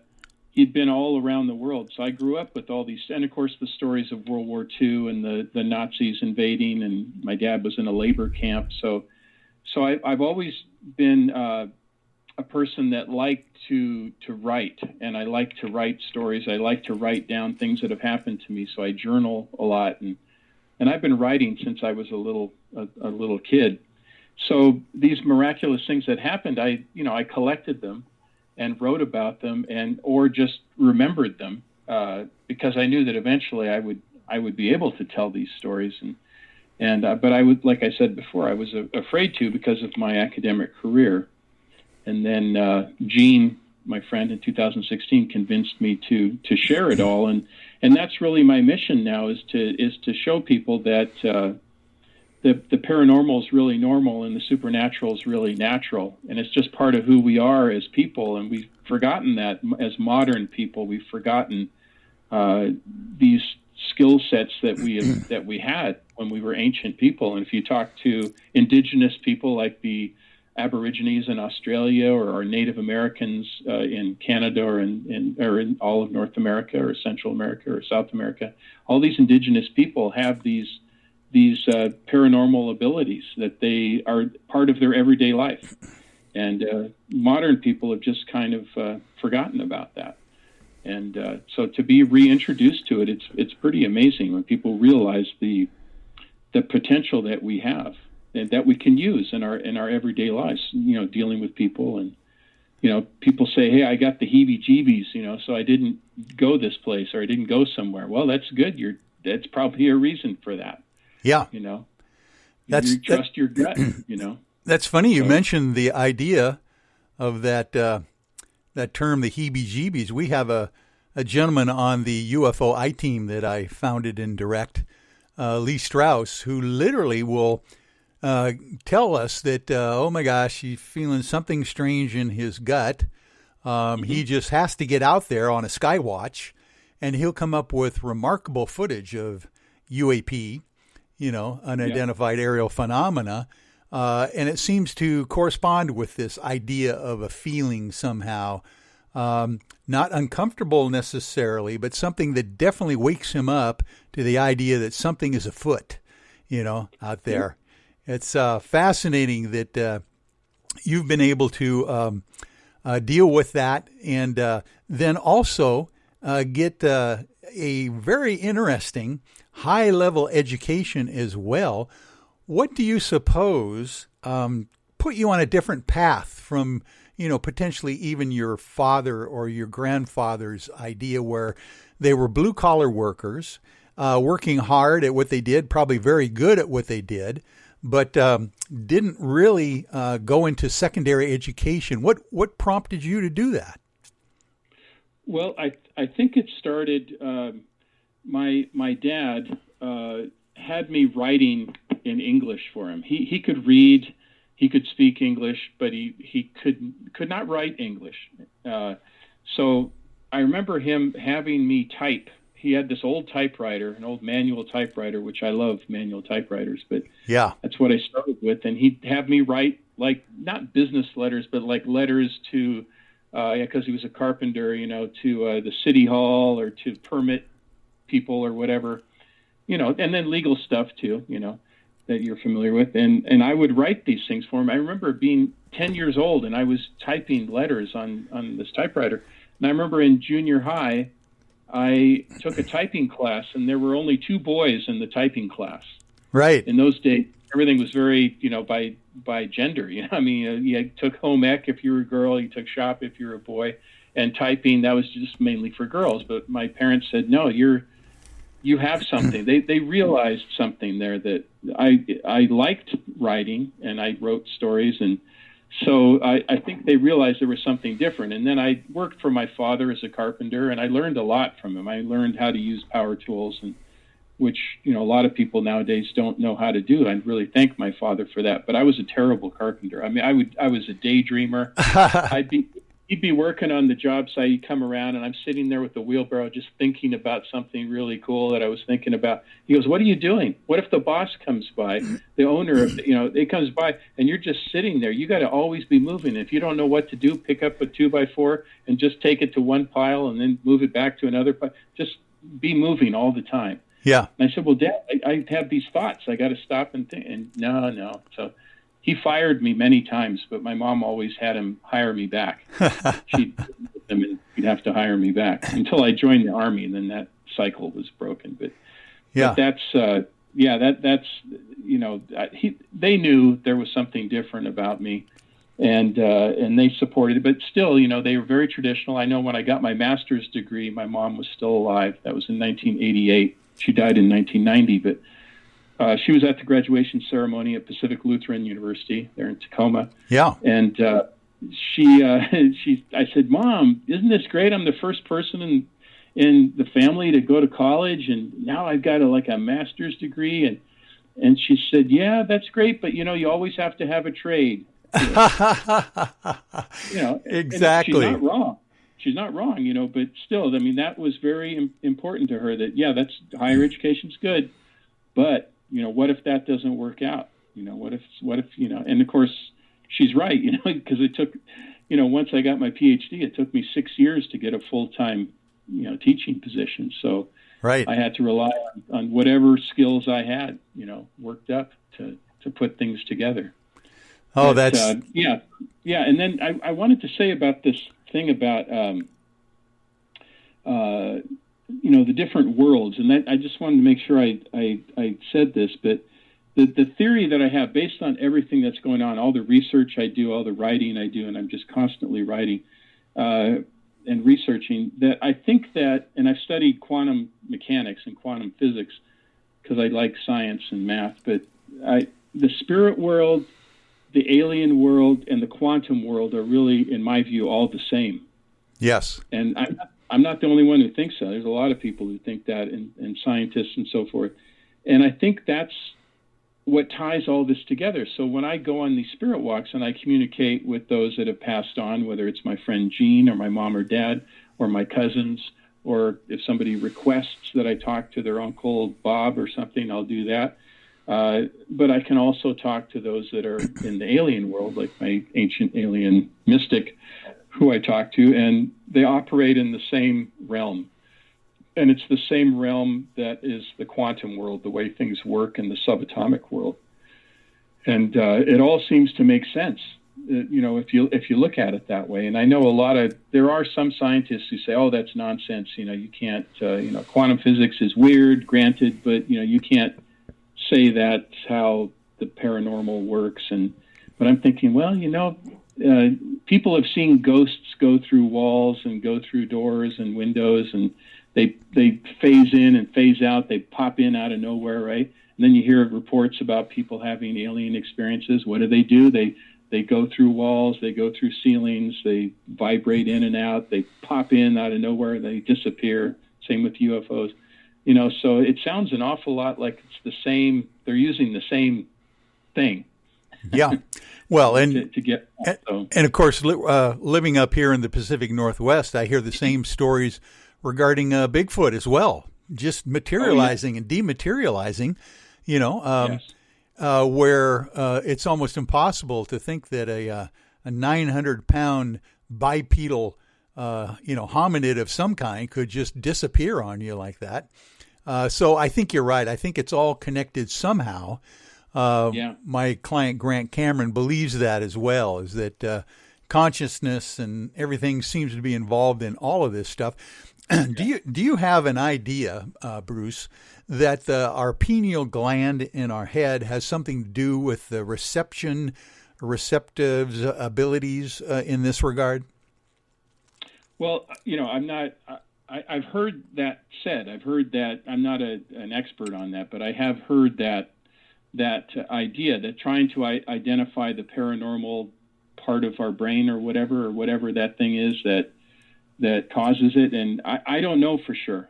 Yeah. I just know that it works and that there is this connection and that these worlds are all the same. And when I was reading quantum physics, I said, wow, this sounds exactly what's happening in these other worlds that I've got my toes into. But I have heard that before. I'm not, Yeah. I'm not up to date on the literature on it, but I have heard about that before. It's almost like that experiment that you hold in your college classroom where, people can tune into the fact that someone is staring at them, even with their backs turned. Somehow there is a receptor that we are able to use. And not only a receptor, but probably an antenna as well, that is able to communicate those spooky synchronicities at a distance that Einstein was talking about, the quantum field or something. It's fascinating to think that we have that capability. I've always mentioned this periodically, the Slider syndrome. That you might have heard about. It's called streetlight interruption syndrome, where literally people can affect electronic devices, that kind of thing. Happens all the time. You would think that that has something to do with the electromagnetic effects of the brain as well. I think so, and the fact that we can phase in and phase out, using our consciousness, that we can. Like I think I was telling you earlier before the show started about a recent experience during my spirit walks. I always record them, and I remember telling some psychics that I record my on my phone, my voice record, just a simple voice recording app on there.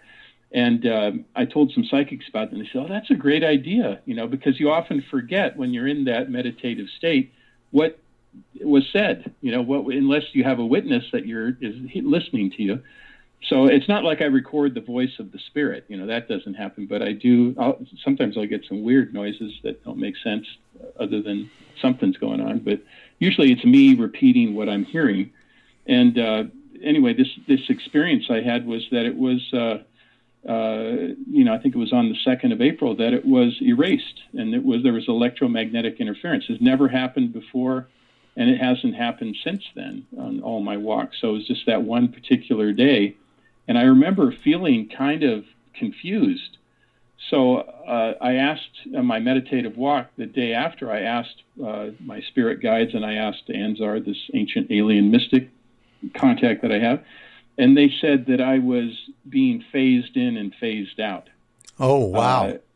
And unbeknownst to me. So I'm on this walk. I got my big radar dish up thinking I have all this protection, but somehow some other entity, and I believe was an alien entity, entered into that conversation and phased me out, and for some reason it did not record. And an audio engineer friend of mine who runs a recording studio did an analysis of this because I sent him the audio file, and he said it was definitely electromagnetic interference. which doesn't make any sense because it's just a voice recording thing. It's not like, set up to an antenna or something or broadcasting. It's just on the phone right there, and it's never happened before in the year and a half I've been doing this, and it hasn't happened since then. It works perfectly fine. So in conjunction with this kind of phased out feeling that I had I'm not going to say missing time, but it's pretty close to it, where I was confused, which is odd for me to be confused on this kind of a spirit walk. But these are things that even when you're really experienced and do this stuff all the time, you can get tripped up. And actually, I have a cautionary tale, if you don't mind me telling you what happened to me in Chicago. Yes, definitely. And this is a cautionary tale about hubris, overweening pride, right? Yeah. So I was on this radio show, and people, got a hold of me afterwards, and one guy was a film producer, and he was from Chicago, and he said, "Yeah, I'd like to bring you out to Chicago and test your abilities, because you sound like maybe somebody I could put on. I want to do this documentary." He had this whole thing he wanted to do. So I said, "Well, okay, I'm up to a challenge, and he's going to pay for it. Okay, all right, and Ginger can come with me. All right, let's do it. It'll be interesting." And but I'd never done any paranormal investigating or anything. I just do my own thing and have these experiences. So anyway, he sends us out there, and he's taken us to different paranormal places where things have happened in and around Chicago and north of Chicago. Well, he took me to the south side of Chicago. Oh. And luckily, Ginger wasn't with us. She was back in the hotel room, luckily. But we went to the south side of Chicago, pretty rough neighborhood. And we got out. We parked in an Aldi's parking lot, and it was in January of 2019. And, there was snow on the ground. It was pretty cold. And I got out, and as soon as I got out, only thing he told me was, "This is a dark place. Something very dark happened here." That's all he told me. No other clues.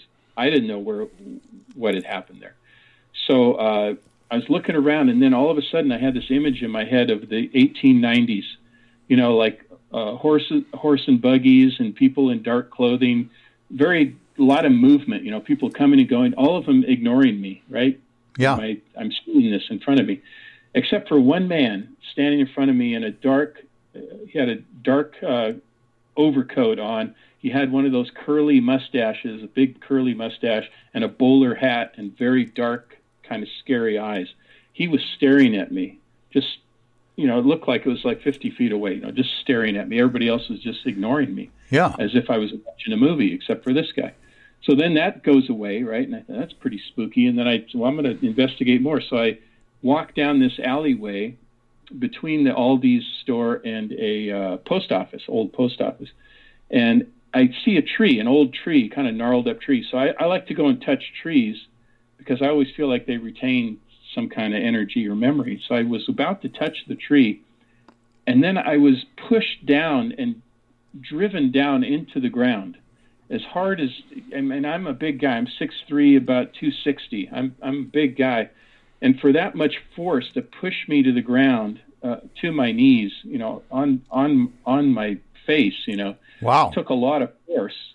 And the weird thing was I couldn't get up. It's like I lost my willpower. And then I started to see these people in like a dungeon that were being tortured, like men, women, and children, and just their cries of anguish. And I just started to I was like giving up. It's like, there's no hope, I'm hopeless. There's nothing and then I had to fight it to say, no, I got to get up. So I got myself up. Well, the guy wasn't filming at the time, but he had a mic on me. So he came running over there. He said, "What's going on?" Because he heard, me saying stuff. And I said, I don't know what this place is, but you got to get me out of here. I don't want to be here. This is terrible. And he said, I feel funny too. It's like I'm vibrating. My whole body's vibrating. I said, yeah, well, let's get out of here. And so we got into the car, and I was injured from this experience. My left knee and my left big toe was hyperextended. Oh. And so I got into the car, and I said, don't ever take me to a place like this, because I felt like I was psychically and physically ambushed, because I had my radar dish up, and here's the cautionary thing. I didn't have any protection because I was trying to really impress this guy. It's like, oh, he's a film producer, and I'm thinking, Yeah. So I had perfect setup for this kind of thing. And I said, what is this place? And he said, well, that's the site of the murder hotel, H.H. Holmes, Dr. H.H. Holmes, who created this building and these torture chambers and dungeons where he killed maybe up to 300 people. He was America's first serial killer. I remember hearing about him, yes. Yeah, it's just, if people are interested in the story, I think the most definitive biography is Devil in the White City, because he referred to himself as the devil, and when he was in prison awaiting his execution. But anyway, he said the devil had been with him the whole time. So whether this was the spirit of H.H. Holmes or the demonic entities that drove him to do what he did, I don't know, but it was something so powerful and dark that it not only psychically assaulted me, but physically assaulted me to where I was injured.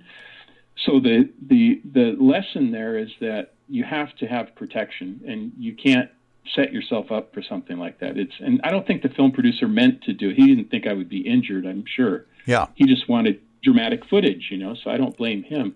I blame myself for not being prepared. And that just tells you what can happen with this stuff. It's very, very real. It's not just psychically real. It is physically real if you get into a bad enough place. And that was a bad place. Oh, it was yeah. A very, very bad place. Is this the kind of protection, Bruce, that you use just psychically yourself, or do you use any amulets or stones or crystals, those kinds of things as well? I don't use any pendants or amulets or anything like that. I was brought up in the Norwegian Lutheran Church, so I do prayers. I do a lot of prayers. I have two psychic protectors that and I can tell you their names, Theodora and Ozzy. Theodora is a kind of an angelic-looking female, never been human, kind of entity. And Ozzy is a male, and he never talks. He's kind of looks like an old Indian chief. Imagine the profile of an old Indian chief. Yeah. That's what he looks like. He's very strong. He's kind of the strong man, and he's the bouncer. And Theodora is more of the caring, one. I mean, they both care about me, but I appeal to both of them to help me. And that's who I always ask, that in addition to my regular prayers and, my belief in God and everything else. I bring all that up. I bring everything I can to bear, but I don't have necessarily anything that I bring with me other than that. But there's a procedure I go about. I first start with the protection. Well, I first ask to be risen and to be brought up to a higher level of consciousness, so that some people say vibration, you can say vibration or consciousness, so that I can communicate with those in the spirit world or the alien world or the quantum world, which are all the same, and with protection. And then I do my prayers to God, and I put it all together. And then I like to throw in, because I'm a big Star Trek fan, and you'll probably think this is funny, I say, and I'd like to open up all hailing frequencies to good and kind spirits and alien entities. Oh, I love that. Hailing frequencies. I always give a nod to Lieutenant Uhura. Oh, there you go. Oh, wonderful. That's my ritual every time. And then I say hello, and then who I want to address and who I want to talk to. And that's it's always fascinating. Jean's always there. Ansar's always there. My mom and dad. Sometimes my cousins pop in, or if there's a specific person, somebody will say, hey, can you talk to my Uncle Bob? I always wanted to tell him something. I never got to tell him. And if the entity wants to be contacted, which they usually do, I'll be able to make a connection and get some kind of proof of life after life, I like to call it. Yeah. And then share that with their loved ones, and then that gives them great comfort and closure. And I don't charge anything, I'm not upset about people who do. I have a day job, so I don't need to charge for this. I do it occasionally for people that ask me, that have a very special reason, friends or people that I meet or whatever, and I'll do it for them. Like I just for family who lost a loved one in a car accident, and they felt like there was something kind of unusual about it. So I contacted that person, and you don't always find out good information, so you have to be very careful about it, and then you have to share it with them and see how they're going to take it. And all right, well, Bruce, we got a break to take right now again, and we're going to come back in the final hour and really drill down on some of this stuff. This is fascinating thing. So we'll be back, folks, on Spaced Out Sunday with Dr. Bruce Solheim. Hey, space travelers, this is John Resig, founder of the Chive and Chive Charities. If you know anything about our website, you know we like to do things a little differently. We're not some faceless organization collecting money for a nebulous cause. Our donor dollars go directly towards life-improving items. Then we give those items directly to an underdog who needs it most. To become a donor with Spaced Out Radio's official charity, Chive Charities, just go to chivecharities.org/donate. Are you an experiencer of something strange that can't be explained? Do you want help finding out what's going on? I'm Ryan Stacy, head of the Experiencer Support Association, otherwise known as TESSA. We've teamed up with Spaced Out Radio to investigate cases filled out in the SOR Sightline Report.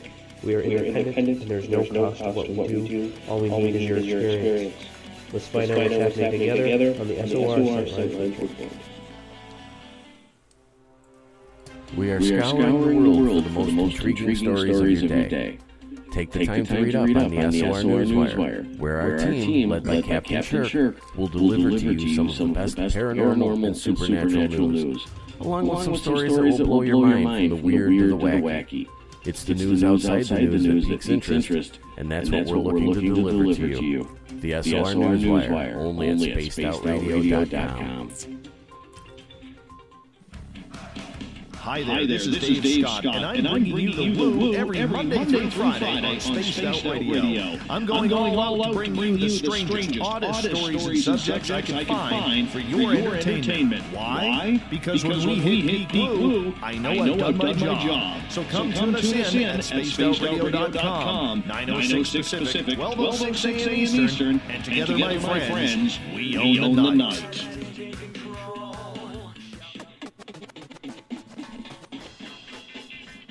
The SOR Vault is open for business, and we have some cool swag for you to pick up. All you have to do is head over to our website and click on the SOR Vault. You have a variety of cool logos to choose from, and put them on anything you want. T-shirts, hoodies, hats, coffee mugs, you name it, we can get it to you. So do your shopping by supporting the story. Get your Spaced Out Radio swag at the SOR Vault today.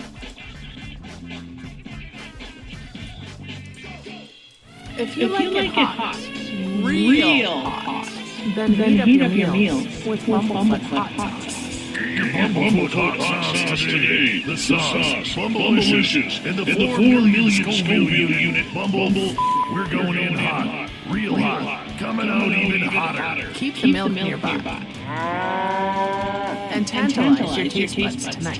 Bumblefoot Hot Sauce, available now at kajans.com. Hello, Space Travelers. It's me again, Carl. Don't forget to join the Space Travelers Club for just $5 a month. And follow Spaced Out Radio on Twitter at Spaced Out Radio. Our Instagram, Dave Scott SOR. Our Facebook page is Spaced Out Radio Show. Our archives are free at youtube.com/Spaced Out Radio. Come woo it up with Spaced Out Radio today. Bye!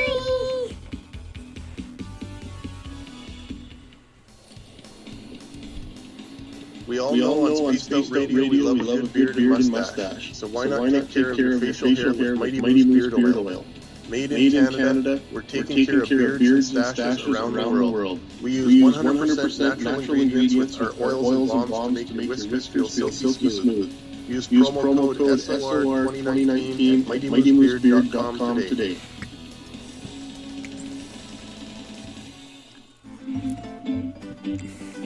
Looking for creative ways to get your company out in the public?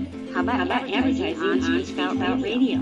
Our sales department is waiting to hear from you. We can work around any budget. From commercial spots to banners to special promotions, there are many opportunities to get your name and product out to our SOR listeners. For a price guide and more information, please contact us at sales@spacedoutradio.com. Get your horns up with me on Spaced Out Radio. This is Ron Bumblefoot Fall. Come tune into SOR where you can hear me rock out with Little Brothers watching the official theme song of Spaced Out Radio. And then come on over to bumblefoot.com where you can find out about my tour schedule, my music, and everything else. Bumblefoot.com keeps you up to date on what I'm doing, and the best way to stay in touch with my music and music camps. Sign up for my newsletter at bumblefoot.com, and remember, Little Brothers watching. Hi, this is Amber Becker, and I want to invite you to subscribe to our YouTube channel where we store all of the SOR show archives for free. And as an added bonus, every 2 weeks, I'm posting brand new content on Cryptic Tales, where I will get into some of the spookier legends and folklore from around the world, and tell the stories that go with them. Find us at youtube.com/spacedoutradio and check out Cryptic Tales today. Drop a comment and let me know what you want to hear. See you there. For the price of one cup of coffee a month, you can become an SOR Space Traveler. The Space Travelers Club is a place where you can interact with other listeners, either live during the show or on our great forum. We want your stories, pictures, comments, and ideas. You'll get live video streams, exclusive content, and be a part of our newsletter. Stay in touch with everything SOR. The Space Travelers Club is just $5 a month at spacedoutradio.com. Hey everyone, I'm John Edwards. And I'm Stacey Edwards. Together we're taking over Saturday night Spaced Out Radio. We're going to bring our own experiences of the paranormal and talk to the best people we can find to help bring you answers to your strange tales. We're here to entertain your need for weekend. Woo! So tune us in at spacedoutradio.com starting at 9:06 Pacific, 12:06 a.m. Eastern, where we can all get a little spooky together. Spaced Out Saturday night right here at spacedoutradio.com.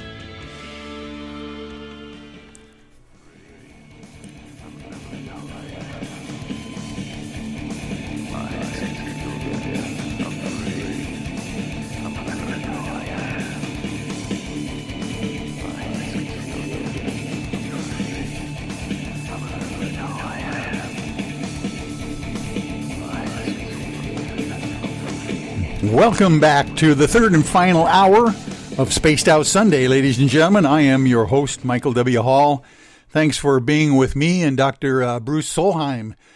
We welcome back everyone listening in on our terrestrial affiliates, WQEE 99.1 FM in Noonan, Georgia, UPRN 107.7 FM in New Orleans, and on the digital side, we are also on Revolution Radio. And don't forget, you can always check with our archives at any time you want for free at youtube.com/Spaced Out Radio. Do us a favor and hit that subscribe button. Our website is spacedoutradio.com, where we have a plethora of features for you, including rocking out to some Bumblefoot, shopping at our Spaced Out Radio store, and catching up on the SOR Newswire and so much more. And Dr. Bruce, this has been a fantastic show. Thank you for all this wonderful information that literally kind of, I think, straddles the fence between the paranormal and the spiritual as well. Well, thank you, Michael. Yeah, it is. It's a spiritual journey, and which reminds me of something Anzar has told me, this ancient alien mystic I'm in regular contact with. He told me that the current crisis that we're going through is as much a spiritual crisis as it is a health crisis or a economic or financial crisis, and that's a big element. Oh wow, yeah. You know, I feel that as well, just with my analytical ideas of the fact that literally this is probably the first time that I can remember in my lifetime anyway, where the world has been forced to slow down. You were talking about the indigenous tribes and people of the country and the world having more of a connection to the spiritual world as they went through their lifetimes. I think we had been getting out of whack in that regard. Yeah. I don't think it's a bad idea to to explore our roots and see what we can use. Obviously we don't want to throw out modern medicine and stuff, but there's certain things that we can use in our everyday modern lives that can help us. And I think slowing down is not a bad idea, and realizing I think people are really starting to realize what's really important. And a lot of this other stuff, it doesn't seem as important anymore. And family, friends, relationships, caring for one another, those types of things are just wonderful. Yeah, literally, when you're forced to relate to your spouse more often. How about that? I would assume that most people probably spend more time with their workmates at work than they do with their own loved ones in many cases. And so the idea that you are also then taking care of the elderly in your family, probably much more closely than you ever have been in the past. And of course, the young kids themselves are now having to be at home, and probably are being literally more supervised than ever at this time in their growth, which is a fascinating experience as well. I think when we come out of this, whenever it's going to be, and it could be a while, based on historical pandemics, they usually come in waves, and when we do come out of it, I think we will be better for it. I think we will come out of it stronger and more resilient. And I think we can, if we can really learn something from it, and that's what I'm hoping everybody can. I mean, I wish nobody was being hurt or injured, but by this. But in the end, I think we can come out of it as even better than we were before.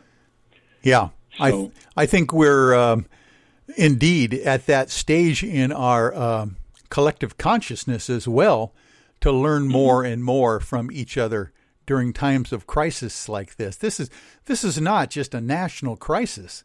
This is like a worldwide pandemic that they're talking about, where literally some countries are worse off than others.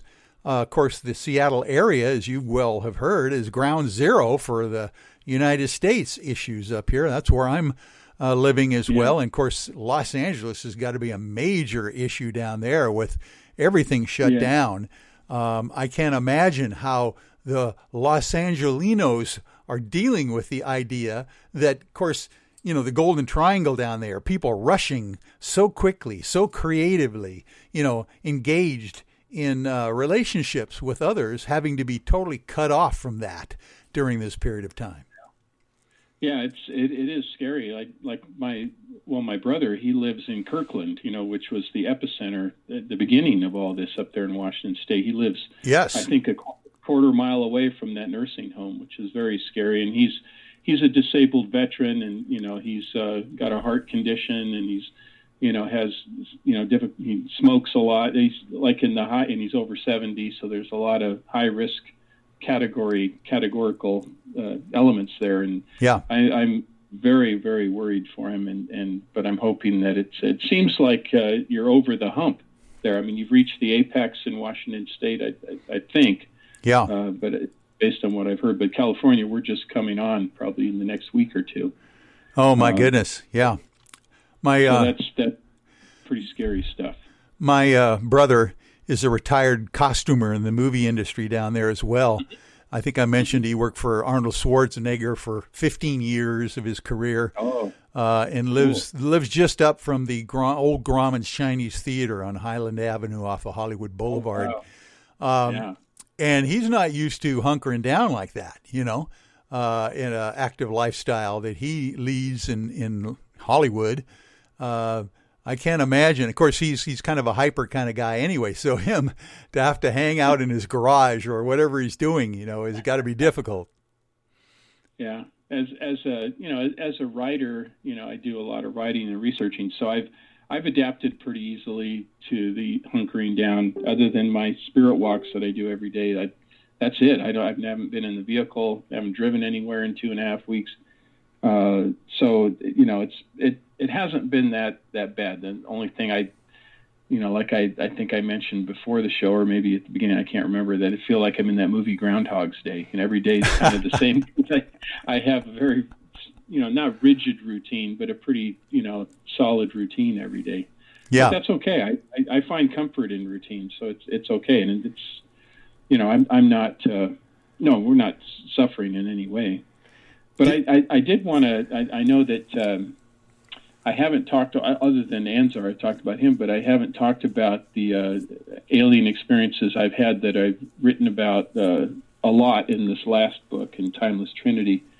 And it's in 1964, 1973, 1977, and 1978.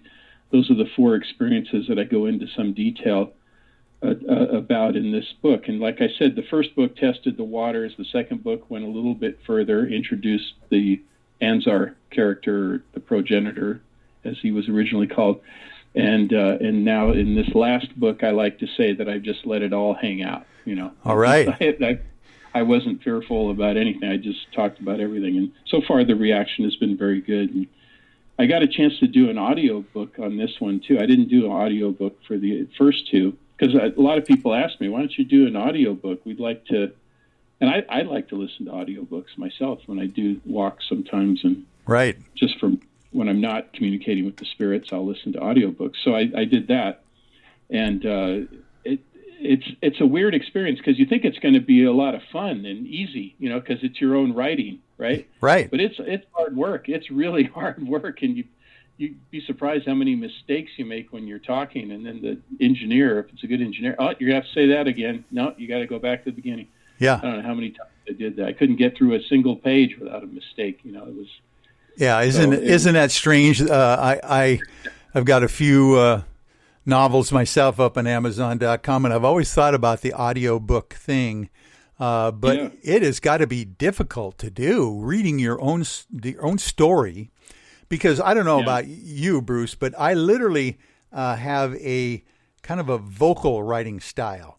In other words, when I write as if I am like speaking it as a storyteller, just like your family as well. I come from a family of storytellers. But when it's in your brain and you're writing it, it doesn't necessarily come out the same way when you're speaking it. Right. And it's what seems to flow nicely on the page when you're speaking it out loud. It doesn't. You sometimes trip over it. And wait, did I write that? I wrote that in a weird way. Yeah. Although it's grammatically correct, it just doesn't trip off the tongue, or whatever the Shakespearean thing is. Trippingly on the tongue. Well, I can imagine that we could find your audiobooks on Audible, on Amazon.com as well. Yeah, all the Timeless books, the trilogy is there. And but I just wanted to, if you want me to, I could mention one of these, the alien contact.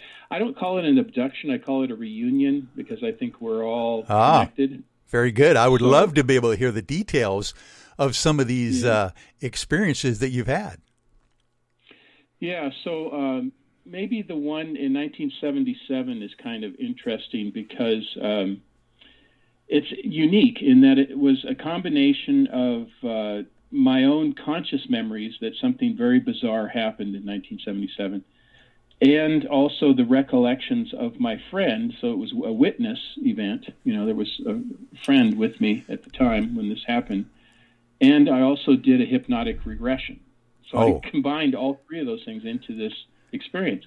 Great. What it was set up for, it was 1977. My friend, I'll call him Ernie. That's not his real name, but anyway, I'll get to why I had to change his name. But so in 1977, we went on a road trip from Seattle. We were going to go to Salt Lake City. So we went through Eastern Washington and through Idaho to Salt Lake City, and then we were going to go to Las Vegas, and then we're going to go to Southern California, and then come up the coast back to Seattle. So it was our road trip 1 year after we graduated from high school. So it started off weird right to begin with, because there was all these crows, what I thought were crows, but now I think they're ravens, that were kind of around the house as we took off. And we got a late start, and by the time we got over to Eastern Washington, we stopped at a Vista viewpoint as we got onto, I think it's Highway 82 on the way to Yakima. Yeah. From Interstate 90 to Yakima, and there's this Vista viewpoint. We went there and stopped, and these birds. There was also these birds there too, and I thought, what are these birds following us? What is this? Well, I didn't know what that place was until I tied it together, and I found out that where we stopped at Vista viewpoint was very close to this place called Manistash Ridge. Oh my! Which is supposedly where Mel's Hole is. This very paranormal. Exactly. Thing. Been written about a lot. So I actually wrote a song called "The Ballad of Mel's Hole." You did. I did. Oh. I've been a musician my entire life as well, and so I know all about the history of the Mel's Hole thing that basically Art Bell broke in about 1997 on his Coast to Coast radio show. Yeah, fast. Keep going. This is great. No, so we stopped, and it's just weird, right? So then we get into Idaho. We're in Boise. By this time, because we got a late start, it's already dark, and both of us fell asleep. My friend Ernie was driving, and I was in the passenger side of the 72 Volvo station wagon. You can imagine this thing. My friends called it the Brick. Yeah, it's just really square, right? So. Suddenly I wake up. It's like I was startled awake, and we're on the wrong side of the road on a 2-lane highway, and there's a semi-truck coming right at us, and it's lights. I could see it coming right at us, and I grabbed the wheel, and I yelled at Ernie, and I said, "Ernie, you fell asleep!" And I turned the wheel, and that we just barely avoid this truck, this deadly head-on accident, and I got really mad at him. He got mad at me, and then. In retrospect, neither one of us we should have already pulled in somewhere. We shouldn't have been driving. We were tired. Yeah. And so we decided, well, let's go to this campground because we hardly had any money, as teenagers on a road trip.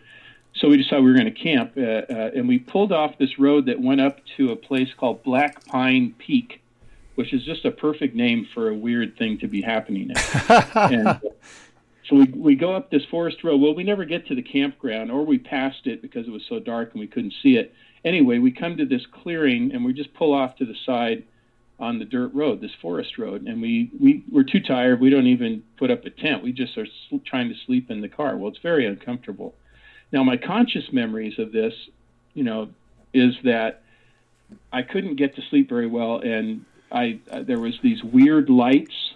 I remember there were people out there. I thought there were people around our car, but there shouldn't have been because it's this wilderness area, and these weird sounds. And I just felt like I wasn't asleep, but I couldn't get up and move. That's the conscious memories I have of it. Yeah. Well, I asked Ernie. I said, "What?" No, I did a hypnotic regression with Yvonne Smith. I don't know if you've ever talked to her. Of course, yeah. Yeah. We did it because I said, "This is something weird," and she said, "Oh, there's definitely something weird there." So she took me back into my subconscious, and all the details started coming back. The sounds, the smells, this ionization smell like it's going to rain. Yeah. This whooping sound, the mechanical sounds, the lights, the big light coming down, the lights around us. And then she said something interesting that kind of surprised me. She said, "You can't move, right?" Because I said I couldn't move. And she said, "Well, can you look into this?" Because I had fallen asleep at the driver's seat. And she said, "Look to see what your friend Ernie's doing." So in my subconscious mind going back, I look, and he's gone. Ernie's gone. Oh. And I said, "Oh my God, where's Ernie?" I don't remember him being gone.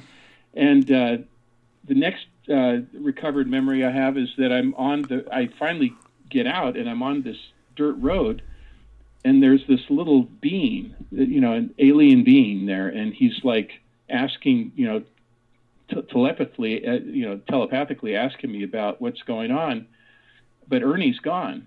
And the next thing I know, I'm back in the car again, and Ernie comes back, and so at this point I did it in 2 sessions with Yvonne. So I went ahead and I asked Ernie. I sent him an email and I said, Ernie, you're going to think this is weird, but do you remember anything about this road trip? And he said, oh yeah, I remember that road trip. I said, do you remember where we parked and how that first night, how weird it was? Do you remember the truck? And he said, yeah, I remember that. That was terrible. And I remember we got into an argument. Yeah. Well, do you remember we couldn't get to the campground? We just pulled off, and it was kind of weird. We pulled off the side of the forest road, and he said, yeah. And I said, do you remember anything? And he said, well, I remember the lights coming and going. I thought it was like other cars, but there was weird lights. And I said, well, here's what I think happened. And then I shared the story with him, and his reaction was he was very friendly up to that point. And as soon as I brought up aliens, he got really, really mad at me. He got really mad. Yeah. And I said, well, I'm going to put this story in my book. And he said, well, if you put it in there, you're changing my name because I don't want my name on it. I said, okay, that's fine. I understand. And so I told him more of the details. I did another session with Yvonne, and more of the details came out. I had also been taken into this ship, but nothing was happening to me, but it was happening to my friend Ernie. And this kind of processing or whatever that's going on. And so he sends me this email after I tell him I'm going to, publish this, and he doesn't want to talk to me anymore. He gets really mad. He sends me an email that says, okay, I've decided I'm going to publish my own story, but it probably won't do any good because you'll probably publish before me. And then he said something really strange. He said, I do have some memories about this. I remember aliens talking to me and saying, boy, what's wrong with this guy? He's really a squealer. You'd think he'd never seen pincers before. Oh. He used the word pincers, which is a very scary word when you're talking about this kind of stuff. So that's what he said. And then I wrote back and said, well, I'm very sorry, that you feel this way, or I don't know if you're kidding or you're not kidding, And then he said, well, maybe you feel bad because you allowed your best friend to be abducted. Maybe that's why you feel bad. And that's the last I heard from him.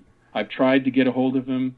This is almost a year ago now. I've been trying to get a hold of him. I'll email him about other topics, just anything, baseball, politics, whatever. No, not a word. And Yvonne said that's pretty typical. When you have a 2-person event, one person it'll come forward and they'll remember it and it'll come back to them, and the other person will reject it and not want to talk to the other person. Yes. It happens with couples, it happens with regular people, they're just friends. And then the really kind of the end to the story is that I remember writing a poem after that trip. And I remember it being something about aliens. I just had this memory. So I saved all my poetry and short stories I've written in my life, these old notebooks, and I found it. And I called the poem Visitors. And in that poem, I talk about pincers. And I talk about selling out to the aliens. I talk about that I had I gave in to them. I used the word sold out to them. Yeah. And I said, I can't remember the exact words. I'd have to dig it up out of my book. But I did mention the word pincers. And when I saw that, I go, oh, my God, here's some further validation of that experience. I mentioned the very thing that he mentioned. Yeah. And it just all fit together. And I thought, oh, my goodness, this doesn't happen very often where you have 2 people have a similar experience. But it's very typical that one gets angry about it. But anyway, that was 1977. It does. And we've got to take a break right now to go for our final break. But that's fascinating. Yeah. We can talk about some of those synchronicities that come out of that experience having to do with other experiencers, abductions that I've heard about as well. But we'll be right back here on Spaced Out Sunday, folks. Need that weekend supernatural fix? Look no further than Spaced Out Saturday right here at spacedoutradio.com. I'm Stacey Edwards. And I'm John Edwards. Each Saturday night, Stacey and I are going to bring you the best in paranormal, cryptids, UFOs, you name it, and we're going there. It's all about the experience and to share the knowledge with all of you. So tune us in every Saturday night on Spaced Out Saturdays, starting at 9:06 p.m. Pacific, 12:06 a.m. Eastern, only at spacedoutradio.com. I'm feeling a little spicy tonight. What to do? Why not get Bumblefoot? 4 million Scoville units of pure hard rock. Bumblefoot hot sauces come in 3 flavors. The burning Bumble. Tone it down a bit with Bumblicious and throw the sauce on everything. Spice it up. Bumble me, baby. Bumblefoot hot sauce. Get it today at kajans.com. Are you looking for great advertising value for your company? Look no further than Spaced Out Radio. We have a multitude of places to get your name out there, including commercial ads during the show, special promotions and banners on our website. Our audience is proven to support the companies that support our show. We can make your budget work for you. For more information, please contact us at sales@spacedoutradio.com. Hey everybody, the SOR Space Travelers is open. For just $5 a month, you can hang out with Dave and our crew privately in our members-only section. With your signing, you'll receive newsletters on what's going on with Spaced Out Radio. You'll have direct contact with the host during the show in our chat, live streaming videos, and a great forum for your posts and more. Become a Space Traveler now at spacedoutradio.com.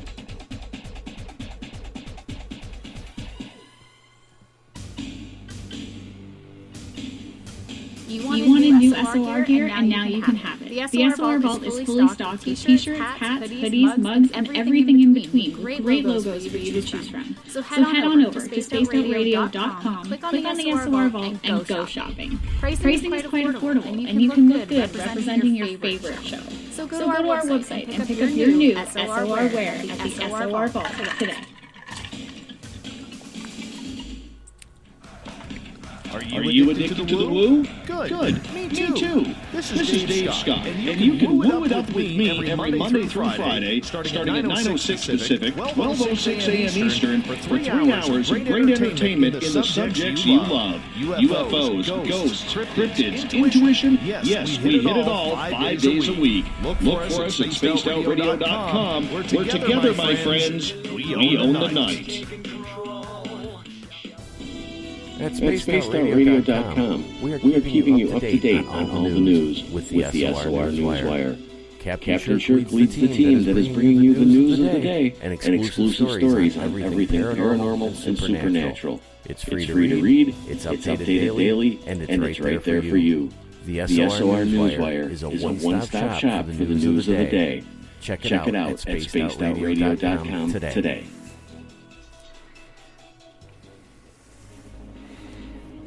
Hello everyone. This is Ryan Stacy from the Experiencer Support Association, otherwise known as TESSA. We're glad to team up with Spaced Out Radio to help investigate your experiences on the SOR Sightline report. Together, we'll investigate the strange sightings and occurrences you've had. We're looking for answers just like you. So fill out a Sightline report on the Spaced Out Radio website, and let's figure out what's going on together.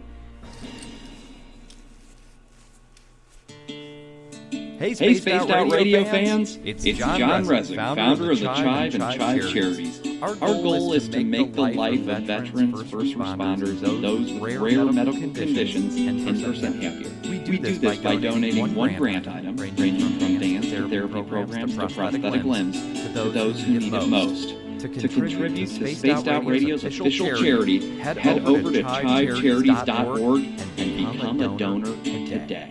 Hello, this is your guitar man, Ron Bumblefoot Thal. I have to tell you, I love the response I get from Little Brother is Watching from Spaced Out Radio fans. It's amazing how music can inspire and make people think deeper about what's going on in the supernatural world.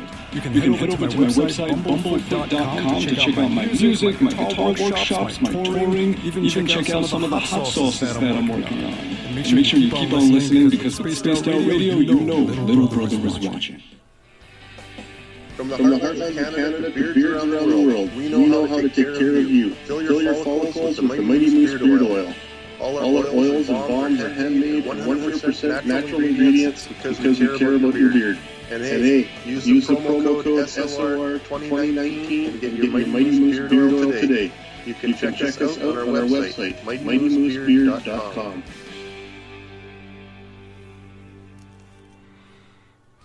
We're adding to the entertainment online for Spaced Out Radio. I'm Amber Becker, and I want to invite you to subscribe to our YouTube channel and check out Cryptid Tales, where I will take you on a journey into some of the strangest legends and lore from around the world, relaying the stories to you of the strange creatures and experiences that people have had throughout time. You can find Cryptid Tales at youtube.com/Spaced Out Radio. And while you're there, don't forget to check out our free archives and leave a comment. See you there.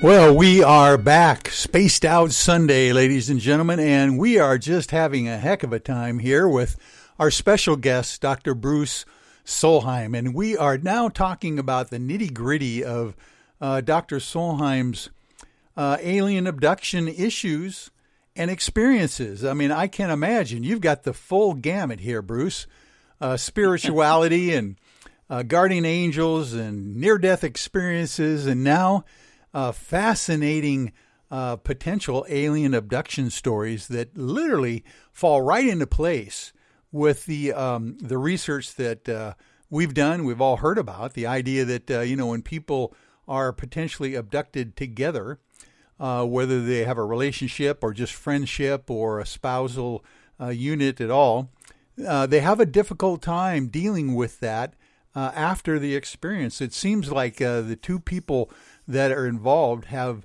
total different experiences aboard the craft. Yeah, it's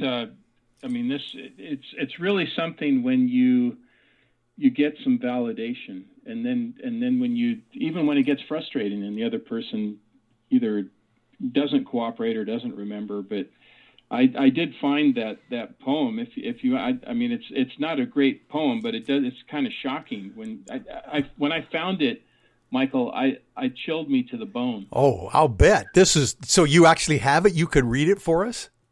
Yeah, because I have it in the book, and I just couldn't find it when we were talking. But I called it Visitors, 1977. So I wrote it after our road trip. Yeah. Now, poetry, wells up from the subconscious. It's not like our regular prose, it's very, songs are like that too, in a way. Exactly. We write songs, but you being a musician, that.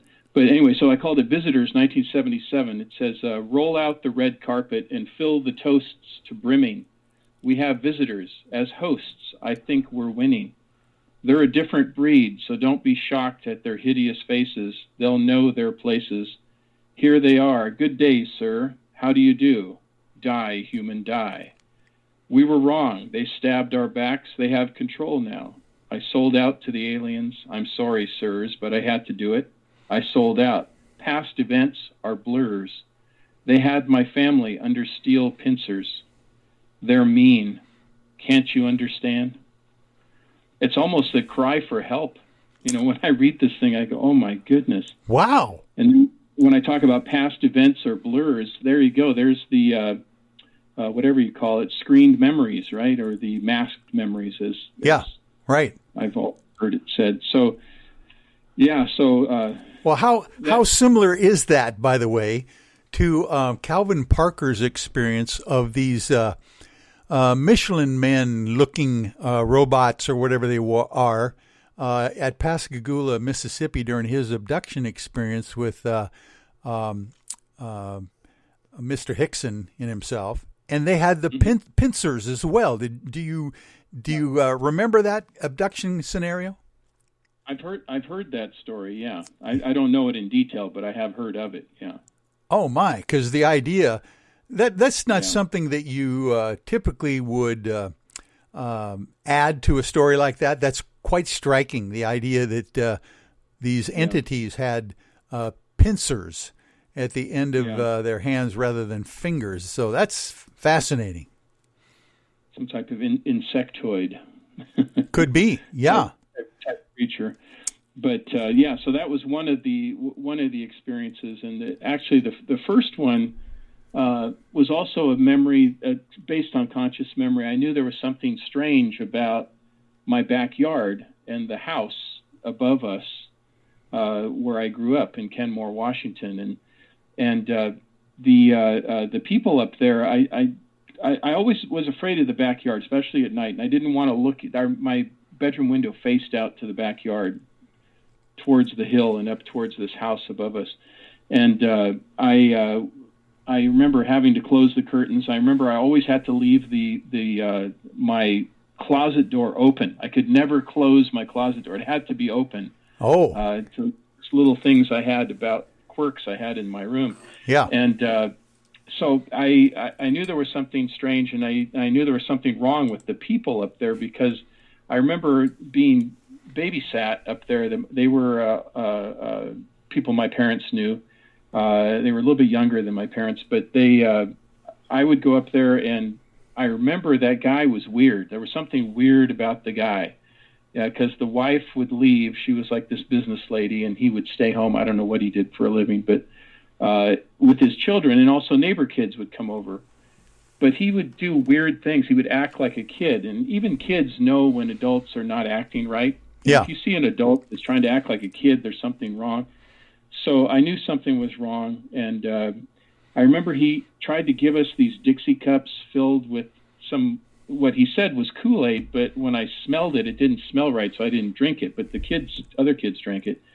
And he had this weird game that he called it, where he would go hide in a closet, and then we were supposed to come and go into the closet with him in the dark and close the door. Well, I didn't do it, but other kids did it. Oh, I just my. thought there was something strange about it.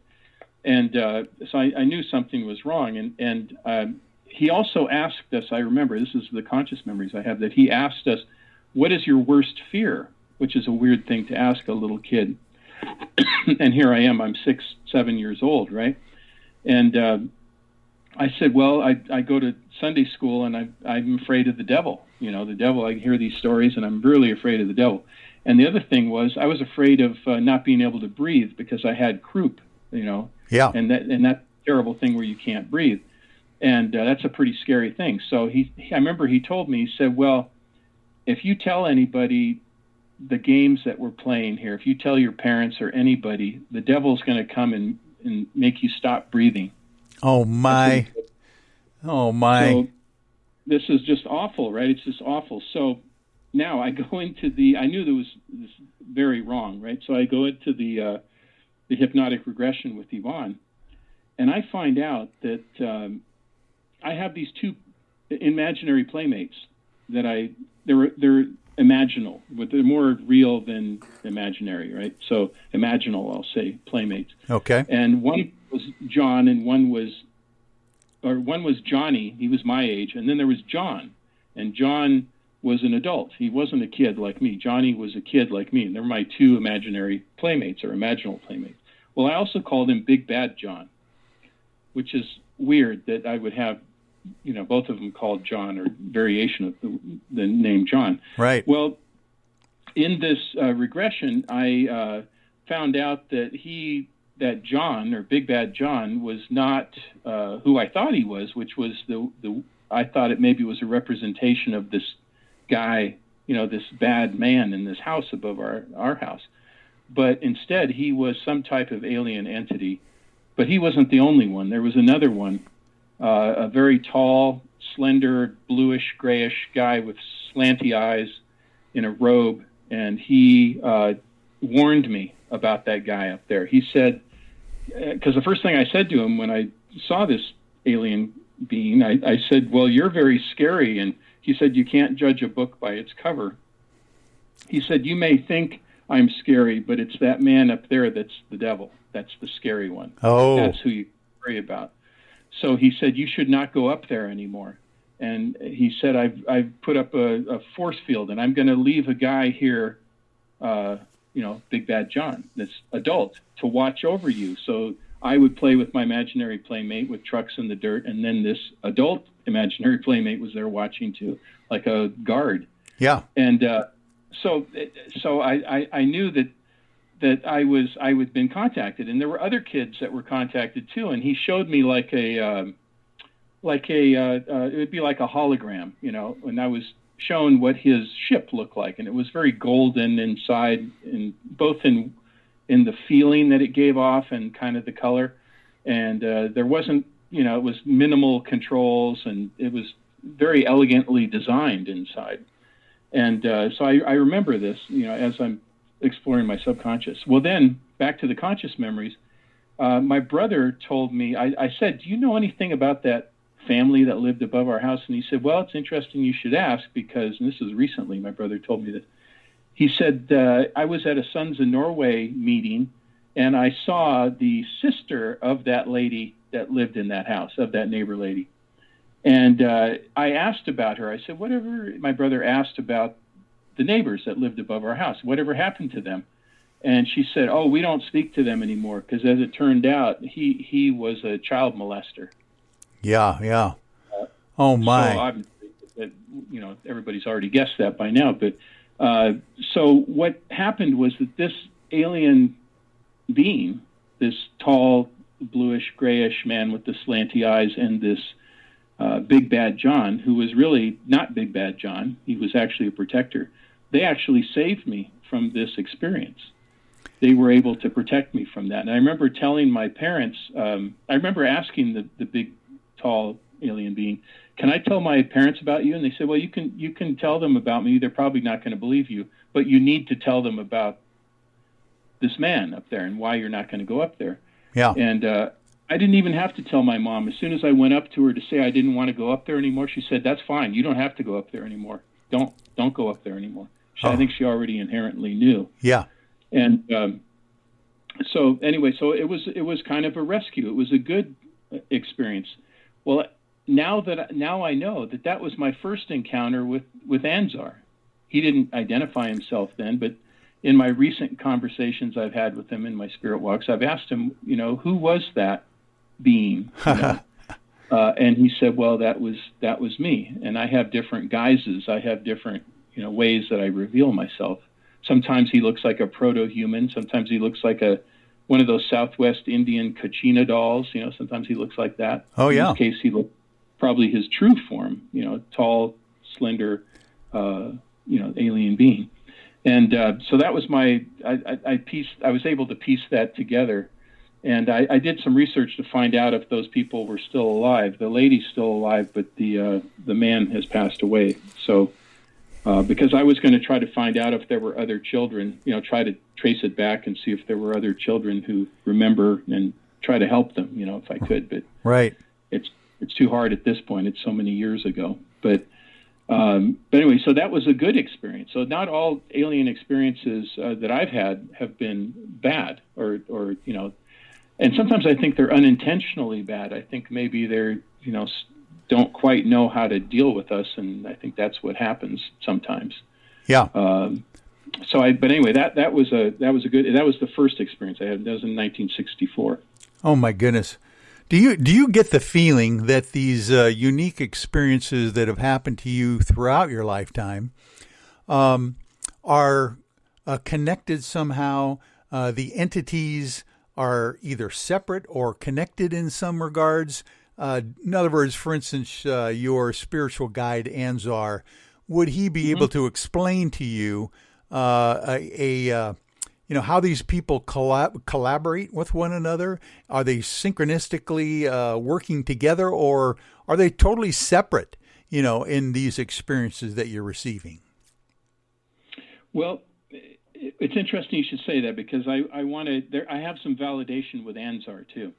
I told you earlier, I think that I belong to this organization called CERO, which is a Close Encounter Resource Organization. Yeah. That's the one that Yvonne is the president of, Yvonne Smith. anyway, I went to a meeting, and I announced at the meeting, I planned this. I said, Anzar, I'd like you to come to the meeting with me. I'd like to see who can see you, if anybody else can see you. Yeah.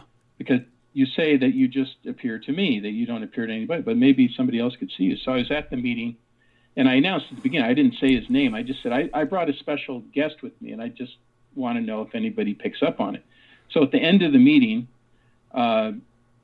this one lady comes up to me named Lucinda. I can tell you who she is. Lucinda comes up and says, I saw a very tall-looking person standing behind you. And she said, does he look like a Kachina, like a Southwestern, if you've seen those Kachina dolls? And I said, well, he has kind of a proto-human appearance, and he can sometimes look like that. And I said, did he tell you his name? And she said, I don't know his name. I said, well, his name is Anzar. And all of it, her eyes get really big. She goes, what? And I said, his name is Anzar. And she says, I have to show you. And she was the only one that saw him, right? Just Lucinda. Yeah. She said she took out the driver's license and she gave it to me. And she lives on Via de Anzar. Oh, my. That's the name of the street that she lives on. Yeah. So you talk about a synchronicity, that not only did she see him, but she lives on the street. And if you the translation of Via de Anzar is the way to Anzar. Oh, yeah. So these are just chilling, not chilling, but kind of just makes you tingle like, oh, my God, that is quite a synchronicity. And it was spelled the same way, I would imagine. Same way. Anzar. Yeah. Oh, my goodness. Oh, my goodness. And she talked to me about integration, which is rather interesting, which she always warns me about. She doesn't think that you should integrate with any of these entities, Yeah. But there is some kind of special connection that I have with them, I mean, from the very beginning. And there is a process of integration where, not that I'm still an autonomous person who I am, but there's also an element of me that makes it easier to connect to him, if that makes sense. Oh, yeah. This special connection to him. So that way I can call on him, and it's not an unusual thing. I don't have to struggle to call on him when I go on these daily walks. So that makes that easier. That integration makes it easier. But my friend Lucinda said that that's not for everybody, because you don't know. If you don't have a history with this entity, you don't know if it's good or bad or somewhere in between or whatever. But in this case, yeah, I was very confident. So I don't recommend it to other people to talk about integration. It's kind of a whole other program, maybe, to talk about that. Well, but anyway, that's validation. That is validation. Nice. Fascinating experiences that you've had. Now, as we're winding down here, the last, we're going to probably leave it about 57 after the hour here. But yep. I got to thinking, would you be able to, or would you encourage people to literally do their own spirit walks, potentially protect themselves, of course, but contact these higher energy sources themselves? Is that something that you teach in your books at all? Yeah, I tell people how I do it. I tell my students in the paranormal class how I do it. I have a certain route that I like to walk that is where the connection is easier, although I don't need to go on that walk. I can connect pretty much anywhere at any time that I'd want to. But there are certain areas where it's a little bit easier. The one that's near here is a road that kind of goes up into the mountains, and the vision I got of it was that it was an ancient Indian medicine trail. So it's very powerful medicine, Yeah. And at the base of the road where I start, communicating, is a what do you call it? Not the Shriners. What are the Shriners? They're the fraternal organization, in other words, that kind of thing. The Freemasons have a temple at the base of this road, and I know that they do ritual magic. I'm not a member of the Freemasons, and right, and I don't advocate for them or against them. I just, I know they do ritual magic, and they don't put their temples just anywhere. No, they put them in places that'll enhance what they're doing. So they're at the base of this old medicine road. So it's the veil is very thin there, so it's a lot easier to make connections to those that have passed on or to alien entities or whatever. But you don't necessarily have to have that. You can make the connection without that. It's just it's a little booster. It's kind of like a signal booster, if you will. Yeah. Put it into our technical terms, Oh, that's fascinating. Yeah. If you were to distill, Bruce, the messages that you're getting currently during this stressful time for us, you mentioned the fact that there's more things to come. Almost as if the biblical plagues are upon us and those kinds of things. Could you give anyone an idea of what we need to watch out for? Is there any hope? Is there things that we need to do, of course, to prepare, those kinds of things, as an overall theme to what you're getting? Yes, there is hope, and the mission that I have, and I think that all of us have, is to help alleviate the suffering of others.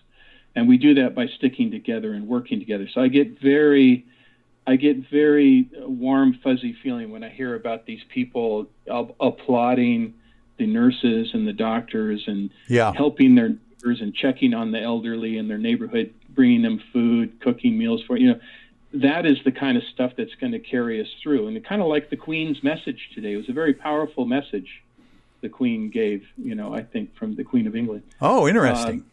Very, very similar type. We'll work together, and we'll get through this. But yes, this is not the only challenge that we're going to face, and there is an extraterrestrial element to it. There are those that are pulling for us, and those that are pulling against us, and those that are kind of neutral that are involved. And I think that has increased the sightings lately. So that's something to talk to Peter more about. But I think there's a correlation there, and there are those that are pulling for us, trying to help us. But we got to help ourselves too. It's like the old saying, the old biblical saying, God helps those who help themselves. So right. We have to pull together, and it is a challenge. It's a supreme challenge. Some in the extraterrestrial world are thinking, we've damaged things. We don't deserve to be treated well, Yeah. And then there's others that say, no, we need a second chance. We're going to learn our lesson. It's a hard lesson, but we're going to learn it, and we're going to come out of this stronger and better. And then there are those who just, don't want it to go well at all for us. So there's a struggle going on at every level. Oh, that's interesting. And thank you for those wise words of wisdom here from your spirit walks and your lifelong experiences. Oh, this has been just a wonderful show. Dr. Bruce. I have a mantra, be the light.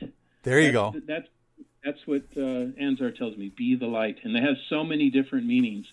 That's a capital L on the light. Of course. And it's interesting that is what we need. We need the light. So. Exactly, especially during these times of darkness, or we perceive darkness. We need to be the light that we're looking for. So, Dr. Bruce, Olav Solheim, thank you so much for being my guest tonight on Spaced Out Sunday. This has been a fascinating, really fast 3 hours, let's put it that way. And I want to make sure that people will know that they can find your books, your trilogy books, at Amazon, it sounds like, and Audible as well. You might want to give out your website as well, or any contact info you might. Yeah, and if they want to get a hold of the comic book, it's on Comixology. It's a digital comic. Or if they go to my website, bruceolavsolheim.com, that's middle name spelled O-L-A-V, they can find out about the comic book. They can even get a hard copy, a print copy of the comic book, or they can go to Comixology and get it. We didn't get to talk about Snark, but that's a whole other story. No, we got to talk about Snark next time. Yeah, okay, that would be fun. I'd appreciate that. Yeah. Okay. I had a good time, Michael. Thank you. Thank you, Bruce. I appreciate it very much. We're going to let you go here, and we are then going to get out of here for Spaced Out Sunday. We'll see you next Sunday night, and we'll have a whole brand new show. So thank you for joining us, folks. We'll see you then. There once was a man who had some land in eastern Washington. On his land, this man he had a deep dark hole of pond. People came from miles around and threw their trash down in just to see how he did.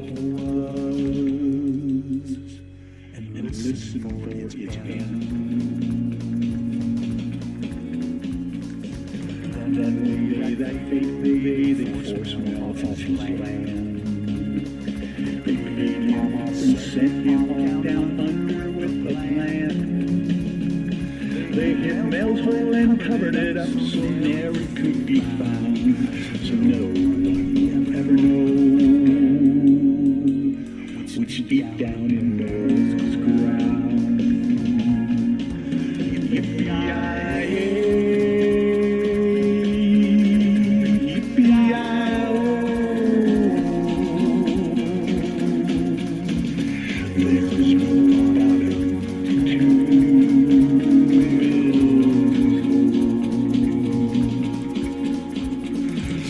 if you chance to find yourself in Eastern Washington. Well, I want to remind everyone that Mr. Ron Bumblefoot Thal is the official music of Spaced Out Radio, rocking us in and out of every single show. And you can find more information and music from Bumblefoot at bumblefoot.com. And a special thanks to everyone listening in at home, in your cars, at work, and in the chat rooms, and wherever you are around the world. Remember, this show is currently copyrighted by Spaced Out Radio and SOR Media Ventures Limited. Thanks for sharing your evening with us, ladies and gentlemen, because together, my friends, we own the night. Good night, everyone. We'll see you next Sunday.